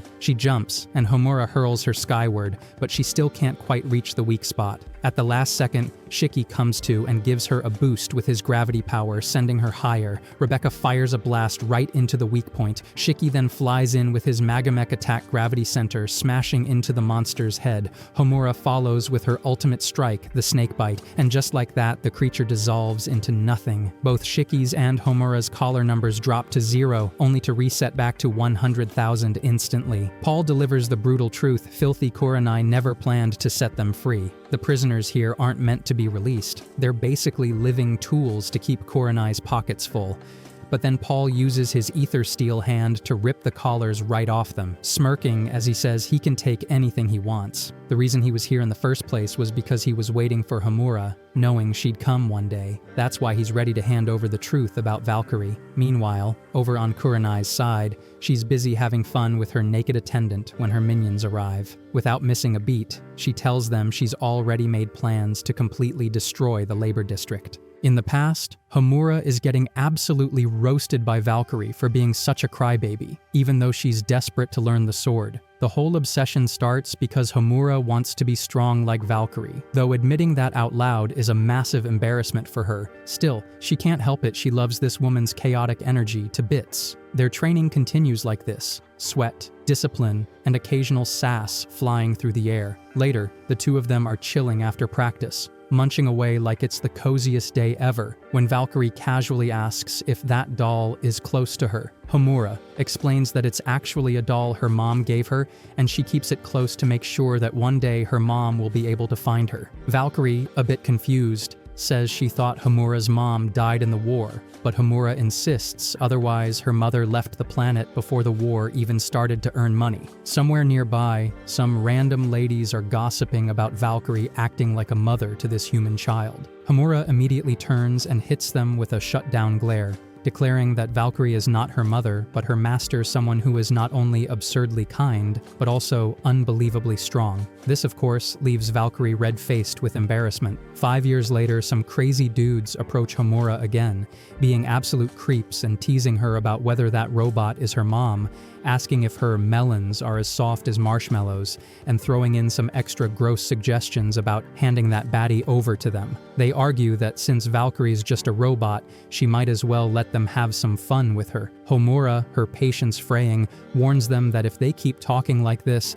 she's about to get super angry. But then one of these nasty boys goes full Nepo baby mode, threatening her with his dad's influence. Oops. After the fight, both Homura and Valkyrie end up having to bow and apologize in debt to the Nepo baby's father, the lord of the town. The lord states that if Homura apologizes, the charges will drop, but Homura is stubborn and refuses to say sorry. Valkyrie reminds her that using ether against the weak isn't a good look and orders her to apologize. Homura, however, argues that the one who should be apologizing is this little weakling who started the fight and then, like a crybaby, ran to his daddy over a single scratch. In her eyes, he's the one who should be ashamed. The Nepo baby, extra salty, demands his father brand her name with the fact that her mother is a machine, which only pisses her off more. Honestly, she's seconds away from ending him with her own two hands.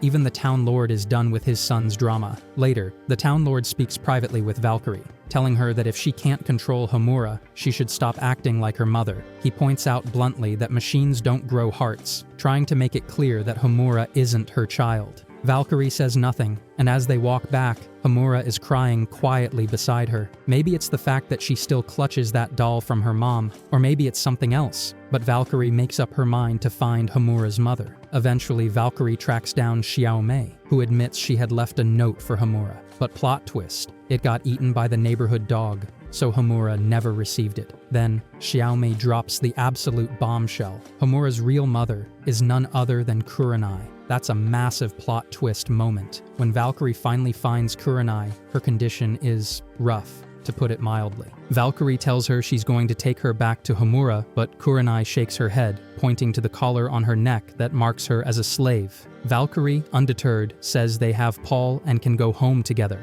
but Kurenai insists it's impossible. She's drowning in debt. She tried to earn a lot of money, but instead sank deeper into what's basically financial hell. If she runs, they'll go after Homura. She can't risk it. Valkyrie, thinking fast, suggests that Paul could put the collar on her instead, and she'll work here to pay off Kurenai's debt. She knows how this shady system works and refuses to leave without completing her objective. She wants Kurenai to go back to Homura, no matter what. Kurenai cries, swearing she'll forever remember Valkyrie's kindness. 2 years later, Paul, being his messy self, mocks that for women, forever isn't that long. He tells Valkyrie he's heard Kurenai married Baron Mordo. Valkyrie is furious if Kurenai didn't go back to Homura, then what? Paul smirks and explains that after marrying the Baron, Kurenai assassinated him and seized all his power, revealing she's actually a next-level, power-hungry, crazy boss lady. Nobody really knows what actually happened to Kurenai, but Paul? Oh, he knew from the start exactly what kind of woman she was. Still, Paul tells Valkyrie not to start distrusting all humans just because of this one gold-digging disaster of a person. Valkyrie, keeping her cool, asks him to remove her collar. She's going to see that nasty woman herself. But before she can even get there, a sudden sound rumbles through the air. It's the swarm of stones. Valkyrie rushes forward, ready to take them down, but the townspeople are already in panic mode, delivering the bad news. Kurenai wants them to dig more mines, and this is why she released the stones into the town. The logic is as twisted as her moral compass. Valkyrie tells the townspeople to all go defend the city while she takes full responsibility for dealing with the incoming threat. Activating her sword system once called the Sword of Eden, she launches herself into battle. She fights with full cinematic flair, swinging like some mech-armored Wonder Woman, while on the other side, Kurenai lounges and enjoys the flood of gold her little scheme is bringing in. Valkyrie keeps fighting through the night, the number of stones only increasing. No matter how many she cuts down, more swarm in. She screams, cries, and keeps pushing herself until finally, at dawn, she wipes out the last of them. Exhausted, she catches her breath and it hits her like a ton of bricks. She never got to tell Homura that she loved her. Homura, watching the video later, breaks down completely. Valkyrie died protecting the town and everyone in it, and now every single person there is crying their eyes out. Homura screams that she misses Valkyrie so much, but not like this. She begs her master to answer her, convinced that Weiss or Sister will find a way to save her. But Pino, sobbing, explains that when an android's core stops functioning, it's like the death of a human, there's no coming back. Homura refuses to believe it. She can't accept that she'll never see her master again. Everyone is crushed, the air thick with grief, while Homura stays glued to Valkyrie's side, unable to move on. Now the 4 shining stars will never be complete again. The Bullock team arrives, telling Rebecca that ever since that day, they've called themselves the Valkyrie Army. Rebecca asks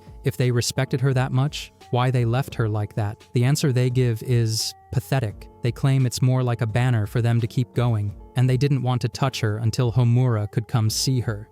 They've been working super hard against Kurenai ever since, basically acting like a resistance team.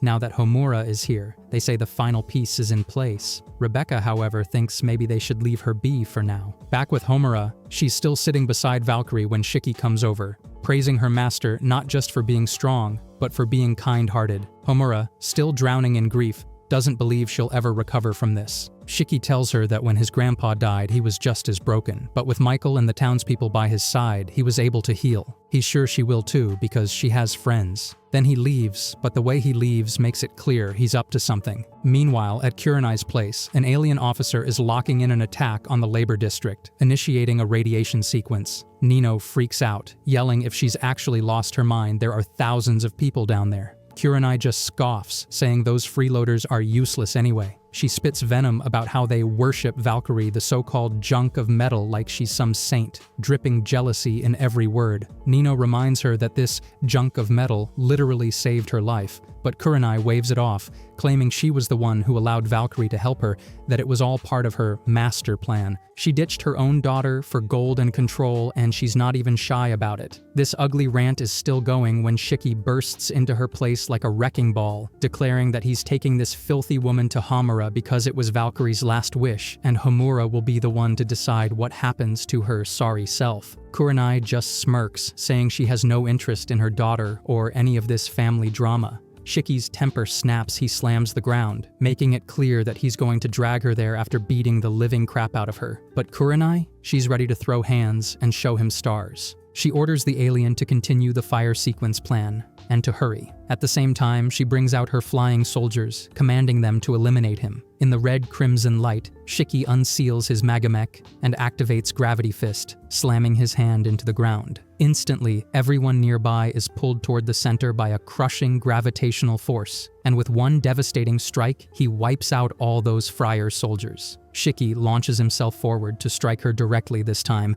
but the lion appears before him, intercepting the attack and tossing him back into the ground. Garrett lashes out with his whip, wrapping it around Shiki and sending a paralyzing shock through his body. The lion follows up, driving a heavy punch into Shiki's stomach. But Shiki grits through the hit, bursts back up, and blasts the lion away with a surge of gravity before crashing down right on top of Garrett. He winds up his ultimate punch, aiming it at this pathetic excuse of a lady, his voice roaring with rage over how dare she make his Homura cry. Yet the old geezer catches the punch with one hand, smugly claiming that only those who wear a smile can truly win. Shiki's anger spikes because the one who stole Homura's smile is none other than her own mother. Even if tears are a weakness for some, he doesn't care, because one day, those same tears will become their strength. Back in the labor district, the townspeople are furious at Paul for letting Shiki go alone to face that old hag. Paul tries to reason with them, saying Shiki's ether levels are abnormally high, but they aren't buying it. They argue that's still no excuse to let him fight alone. Fired up, they all prepare to rush to his aid. Rebecca runs to Homura, telling her that Shiki went alone to fight Kurenai, so they should go as well. But seeing Homura's condition, she falls silent. She knows just how much Homura has been looking forward to meeting her master and telling her everything she's been holding in. Rebecca asks if Homura has said what she wanted to say, and if not, she should because Valkyrie must be listening, and now's the time to speak her heart. Meanwhile, Shiki and Kurenai are still clashing when the alien warns her that something's wrong with their fire machine, it's being hacked. He can't figure out what's going on, but their entire system seems to be occupied, hijacked by someone else. The one pulling the strings? None other than Joe Oculus. Kurenai also knows this name well as the Satellite Blaze, an ultra-wide-range laser cannon capable of obliterating any target of choice. And right now, they plan to use it to lock onto the Eden Zero, but they don't even need to track it, it's already right there, hovering within striking distance, ready for face-to-face combat. Kurenai's rage boils over when she realizes it's Joe's doing, and she's all in on destroying both the labor district and Joe himself. She orders the alien to face her immediately.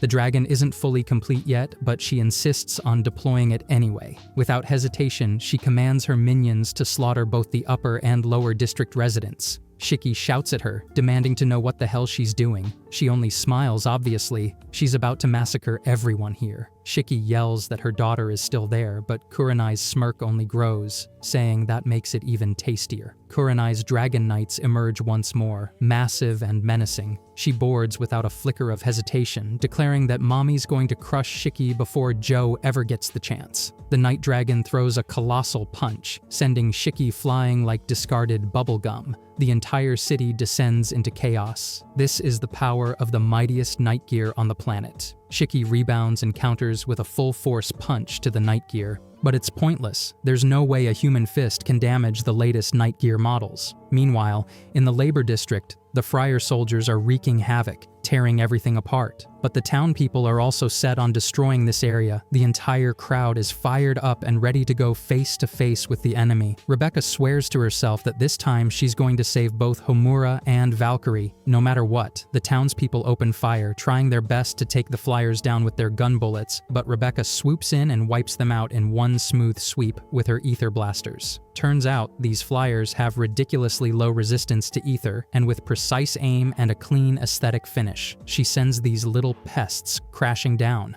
Paul calls out to everyone, telling them this little baddie is the one who took down the black monster Baku. Then bam, like a flash, a huge figure drops down from above. It's Baku himself, furious over the mess they've made, swinging his axe around like some unhinged butler gone rogue. Just as he's about to chop Rebecca in two, Weiss bursts in, clad in sleek metal armor, declaring himself Arsenal the Metal God. Except, yeah, it's obviously just Weiss. Meanwhile, Shiki is doing everything he can to break free from the massive night dragon, but at this point, it's safe to say things are looking like World War III. Still, Shiki's not backing down. He's pushing himself to the limit to protect the townspeople and hold off the knight's raw power. Back with Weiss, he keeps insisting he's Arsenal, but Pino bluntly points out the voice recognition is already identifying him as Weiss. He brushes it off, claiming a true hero never reveals their identity. Rebecca rolls her eyes and tells the hero to please save them. Weiss agrees, but only under one condition. She has to wear that sheer maid outfit. Clearly, he's sounding more like a perv than a savior. Weiss is mid-speech when Lionface comes charging at him. Weiss starts yelling about manners, saying it's against the code to attack someone during their monologue. Lionface could not care less about his stupid speech. He's just following orders from Madame Kurenai to eliminate all those rebelling against her so-called divine punishment. Speaking of orders, Weiss also got his own before coming here. Sister, unable to contact Rebecca, told him to focus on bringing everyone back safely, or else he's getting kicked out. Hemrit chimes in, explaining Arsenal's armor is fully ready, and with the bracelet, Weiss can activate or deactivate it at will. Weiss wastes no time and goes on the offensive, kicking Lionface's ass. He starts customizing his suit in real time, unleashing the Drumbuster, a heavy, hard-hitting attack. But Lionface's huge frame hides his insane speed. In a flash, he's right up in Weiss's face. He brags that speed is his specialty, but Weiss smirks. showing off that Arsenal's armor also comes with boosted speed stats. The old geezer doesn't stand a chance. Weiss lands another crushing blow. Lionface tries to counter, but Weiss's ether coating holds up, blocking the attack. Weiss keeps flexing about his suit until a warning pops up. Ether reserves are down to just 10%. Arsenal's shutting down in 30 seconds. Bad news, he's about to get chopped. But Weiss grins, saying he only needs 10 seconds. He cranks up the heat levels, modding Arsenal on the fly, and upgrades the suit's combat stats to max. With a devastating metallic fist, Arsenal blasts Lionface into the ground, and then right on time, Arsenal shuts down, the armor peeling away. Weiss sighs, knowing his identity's about to be revealed, but honestly, the bigger issue is that he's now completely naked. And just like that, a new legend is born. Weiss is done, but Rebecca straight up yells at him to just grab something to wear. At this point, he's actually planning to grab her skirt. Bro has really gone bonkers. He even starts begging her to hand it over, but the girl suddenly remembers she's not even wearing panties. Weiss clearly doesn't mind continuing this madness, but at this rate, Pino is also stuck in a painfully uncomfortable situation. After goofing around for a bit, Weiss decides to change the subject, asking what happened with Homura and Shiki. Meanwhile, Shiki is still caught up in his mess with this knight, while Kurenai is fully planning to beat him into the ground.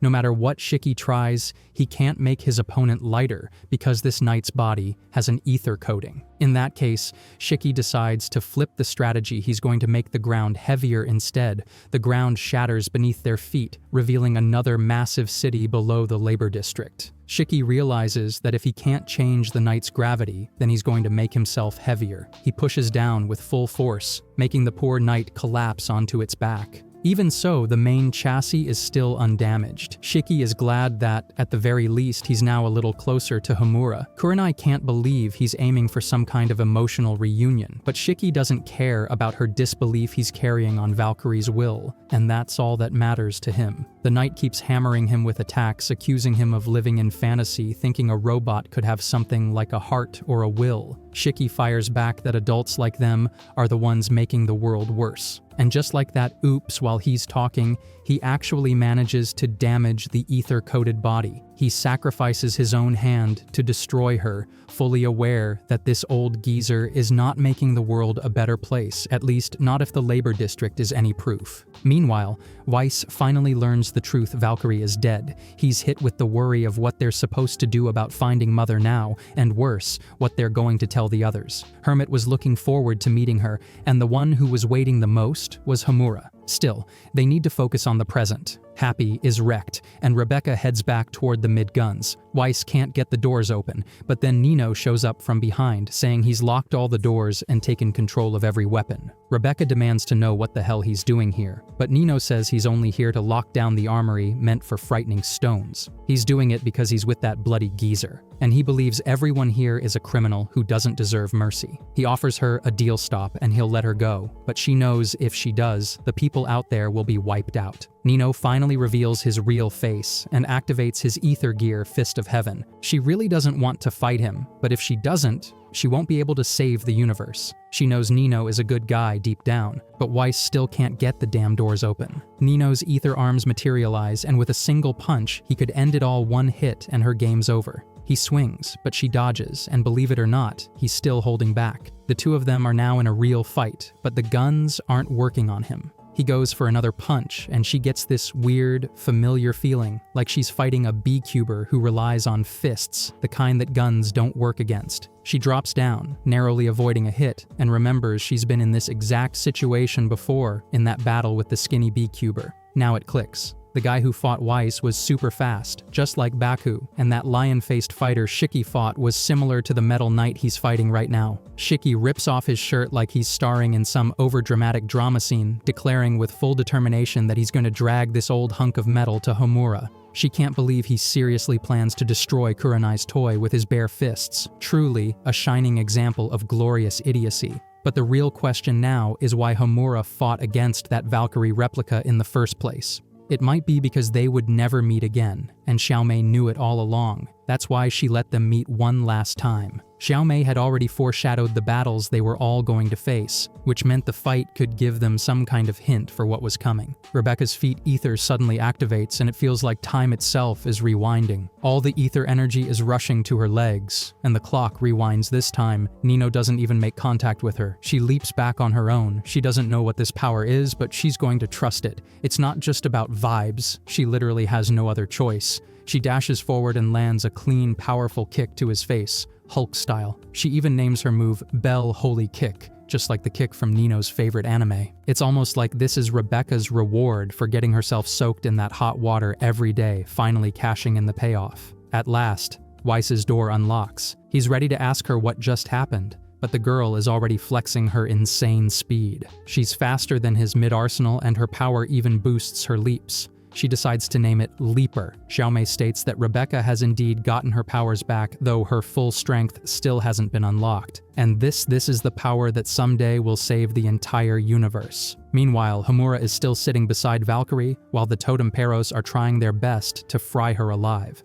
She hears the sounds of battle and knows she can't stay like this forever. She has to go and help, but she can't move. Garrett shows up, making everything 10 times more annoying. His whip has already done its job, paralyzing her limbs, and the slow-acting drugs on it are finally kicking in. She can't go anywhere. Garrett mocks her, saying who would have thought that Homura was the old geezer Kurenai's daughter. He puts his hand on Valkyrie, asking what exactly her deal is with this metal junk. This pushes Homura over the edge. She yells at him to take his hands off her master, but Garrett, instead of backing off, finds her attitude kind of more hot mommy than loyal disciple. He admits she's special and that he would have loved to break her himself. With a swing of his whip, he knocks Valkyrie's head clean off her body. Homura's face drains of color. Garrett taunts her, saying she can glare all she wants, but her pathetic limbs won't move for a while. Homura screams and activates all her swords. This is her secret technique, the Odin Strike. Every blade launches at him, but Garrett jumps, having already figured out her weakness. He grabs her, cuffs her hands, and all her swords disappear. He's having the time of his life breaking the so-called Madame's daughter, but Homura scoffs, declaring that scum like him only deserve punishment from her master's sword. Garrett glances at Valkyrie and notices that the sword isn't in her hands. That's when it hits him. Homura's whole sword technique was just to knock the blade away, and here it comes, piercing him from the sky. Once again, her master has saved her. Rebecca and Weiss come running, and when they see Valkyrie's head knocked off, Rebecca rushes over to untie Homura. Now that she has her master, and with Shiki's and Rebecca's words backing her up, Homura is able to defeat Garrett. And more importantly, she can keep moving forward now that she has all of them with her. Things are becoming even more chaotic as Joe's ship approaches Kurenai. Her first plan is to deliver divine punishment upon Joe for stealing the Oculus. Kurenai raises her power to the maximum, and her laser eyes begin destroying everything in sight. She unleashes the Queen Nova at him, a weapon that never misses its target. Shiki is trying his best to dodge it, but evading the relentless attack is becoming increasingly difficult. He comes up with a trick to lure the Queen Nova toward a wall, and then dodge at the last moment. However, the attempt is still ineffective. Shiki hates to admit it, but they are not going to leave his side unless the attack actually hits him. Resigned, he simply sits in her enormous, imposing night mech. Kurenai believes that if he thinks he can repeat that trick again, it will be futile, as this knight does not get damaged. Shiki, however, recalls what he did with his fist earlier, and he has no intention of dodging this time. Instead, he plans to absorb the missile's kinetic energy with his gravity powers. Holding it back, he begins converting that tremendous force into gravity, focusing it all into a single crushing point. Kurenai is unable to comprehend how he can concentrate so much power in one spot. Remaining calm and composed, Shiki unleashes his magic mech technique, Gravity Impact. The devastating strike completely destroys the night gear. Kurenai remains in denial, unable to grasp how a mere human could accomplish such a feat. Shiki, meanwhile, has already returned to his modified form. Back at Poor District Town, they notice that all of Kurenai's mechanical minions have been shut down. It is revealed that the one responsible for this is Nino. Rebecca informs Paul that it was Nino who turned them off, and Homura feels a pang of regret, believing that if she had joined them sooner, This much damage could have been avoided. Shiki arrives at the scene with Valkyrie's will, bringing Kurenai along with him. Everyone is shocked to see that this boy has managed to capture her, but they are pleased nonetheless. They are eager to defeat her now, but Shiki stops them. He insists that Homura should be the one to decide what to do with Kurenai. Paul agrees, reasoning that since Shiki brought her here, and Homura is both Valkyrie's student and Kurenai's daughter, she has the right to determine her fate. The old man also agrees but warns Homura not to forgive her out of pity. Now, mother and daughter stand alone. Kurenai begins her smooth-tongued speech, claiming that although she had been swimming in wealth, she never once forgot about Homura. Homura remains silent and takes out the teddy bear Kurenai had given her in childhood, though it seems Kurenai does not even remember it. Homura, having received her answer in that moment, draws her sword. Her mother pleads with her not to make a rash decision, saying she does not want to die yet. Homura reflects that those who died by Kurenai's hands must have wanted to say the exact same thing. She strikes with her sword, cutting Kurenai free instead of killing her. Kurenai is moved, believing her daughter to be extremely kind, just like herself, but Homura makes it clear that she has no interest in her. She bows, expressing only gratitude for bringing her into this world, but nothing beyond that. She explains that her master believed she needed a mother, which is why she went searching for her, but what she truly wanted was not a mother, only someone who could love her. Even though Kurenai is her biological mother, she feels no love for her. Instead, Valkyrie, a machine yet also her master, is the one she truly loves. To her, Valkyrie is the only one she ever wanted. Because of this, she prefers Kurenai to leave and stay out of her life. Kurenai gets goosebumps and suddenly runs away, thinking her daughter is a pushover and that her sweet words were meaningless. As she flees, someone lands a heavy blow to her face. A group of men emerges from the bushes. She recognizes the leader. It is her handsome former attendant. He orders his men to hold her down and strikes her again, declaring that from now on, she is their pet. Kurenai begs them to stop, but they do not care in the slightest. Meanwhile, Homura gives the teddy bear to Valkyrie's side as it represents the connection between her and her mother. She hands that connection over entirely to Valkyrie, thanking her for everything she has done. Thanks to Shiki and his friends, Homura has finally closed that chapter of her life. The people of the Gemstone Planet's labor district are finally set free under the new leader who replaces Kurenai. Many workers begin laboring there once again, but now as free individuals. In time, this planet becomes famous for its gem hunting locations. It seems Xiao Mei has spoiled them a little too much after that battle. Shiki and his lonely ragtag crew return to the Eden Zero, needing to inform the other shining stars about the death of Valkyrie. The mood turns heavy. Sister asks them why they did not bring Valkyrie's body back. Homura explains that her master is a symbol of hope for those people. Sister becomes angry, insisting they should have retrieved her because her powers could have helped her. She reminds them that all their memories, thoughts, and personality data are backed up in the cloud storage, so they could rebuild Valkyrie by restoring that data. However, Witch explains that even if her memories and personality remain the same, they cannot reconstruct the neurochemical transmissions, such as endorphins and dopamine. In other words, even with identical memories, Valkyrie would lose the joy she once felt with Homura. Sister is still frustrated, asking what use backups are if they cannot overcome death. Witch clarifies that backups exist to correct unforeseeable errors or repair partial damage, not to bring someone back from death. Sister turns to Shiki, telling him he must give the final decision. There are many things his two-brain cell mind cannot fully grasp, like endorphins and cloud storage. Pino tries to explain what endorphins are, but Shiki still doesn't understand. Yet he recalls what his grandpa once told him long ago, that robots, like humans, can die, and it is precisely this fact that makes them appreciate life. Their lifespans may differ, and they may value life in a different way, but they still have hearts. This death is proof of that heart, and it is something they must accept. Homura agrees with Shiki. If they need the 4 shining stars to reach Mother, she will take Valkyrie's place. There is no rule that says a human cannot join the 4 shining stars. She is uncertain whether she can truly replace her master, but if Valkyrie's wish was to bring the ship to Mother, then she will fulfill that wish on her behalf. Sister storms off,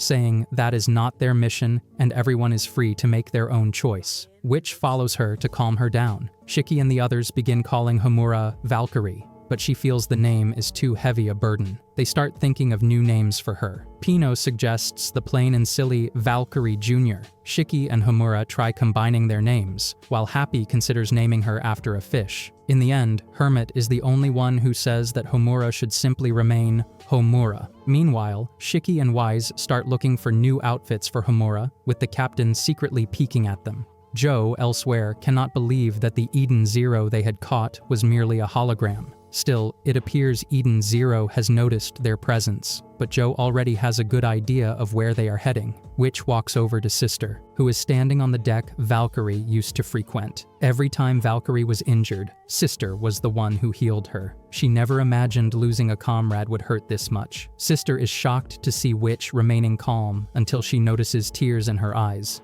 Witch admits she envies Hermit for being able to openly express her emotions. The two women, now alone, break down together, crying their hearts out for Valkyrie. From Shiki's departure on his adventure to the birth of a new member of the Four Shining Stars, they have witnessed everything. Now comes a pause and intermission, but this is only the beginning of the adventures to come. The tale of Joe's pursuit of the Eden Zero, the mystery of who exactly Captain Khan is, and whether Eden Zero will survive the Dragonfall. The story is yet to unfold.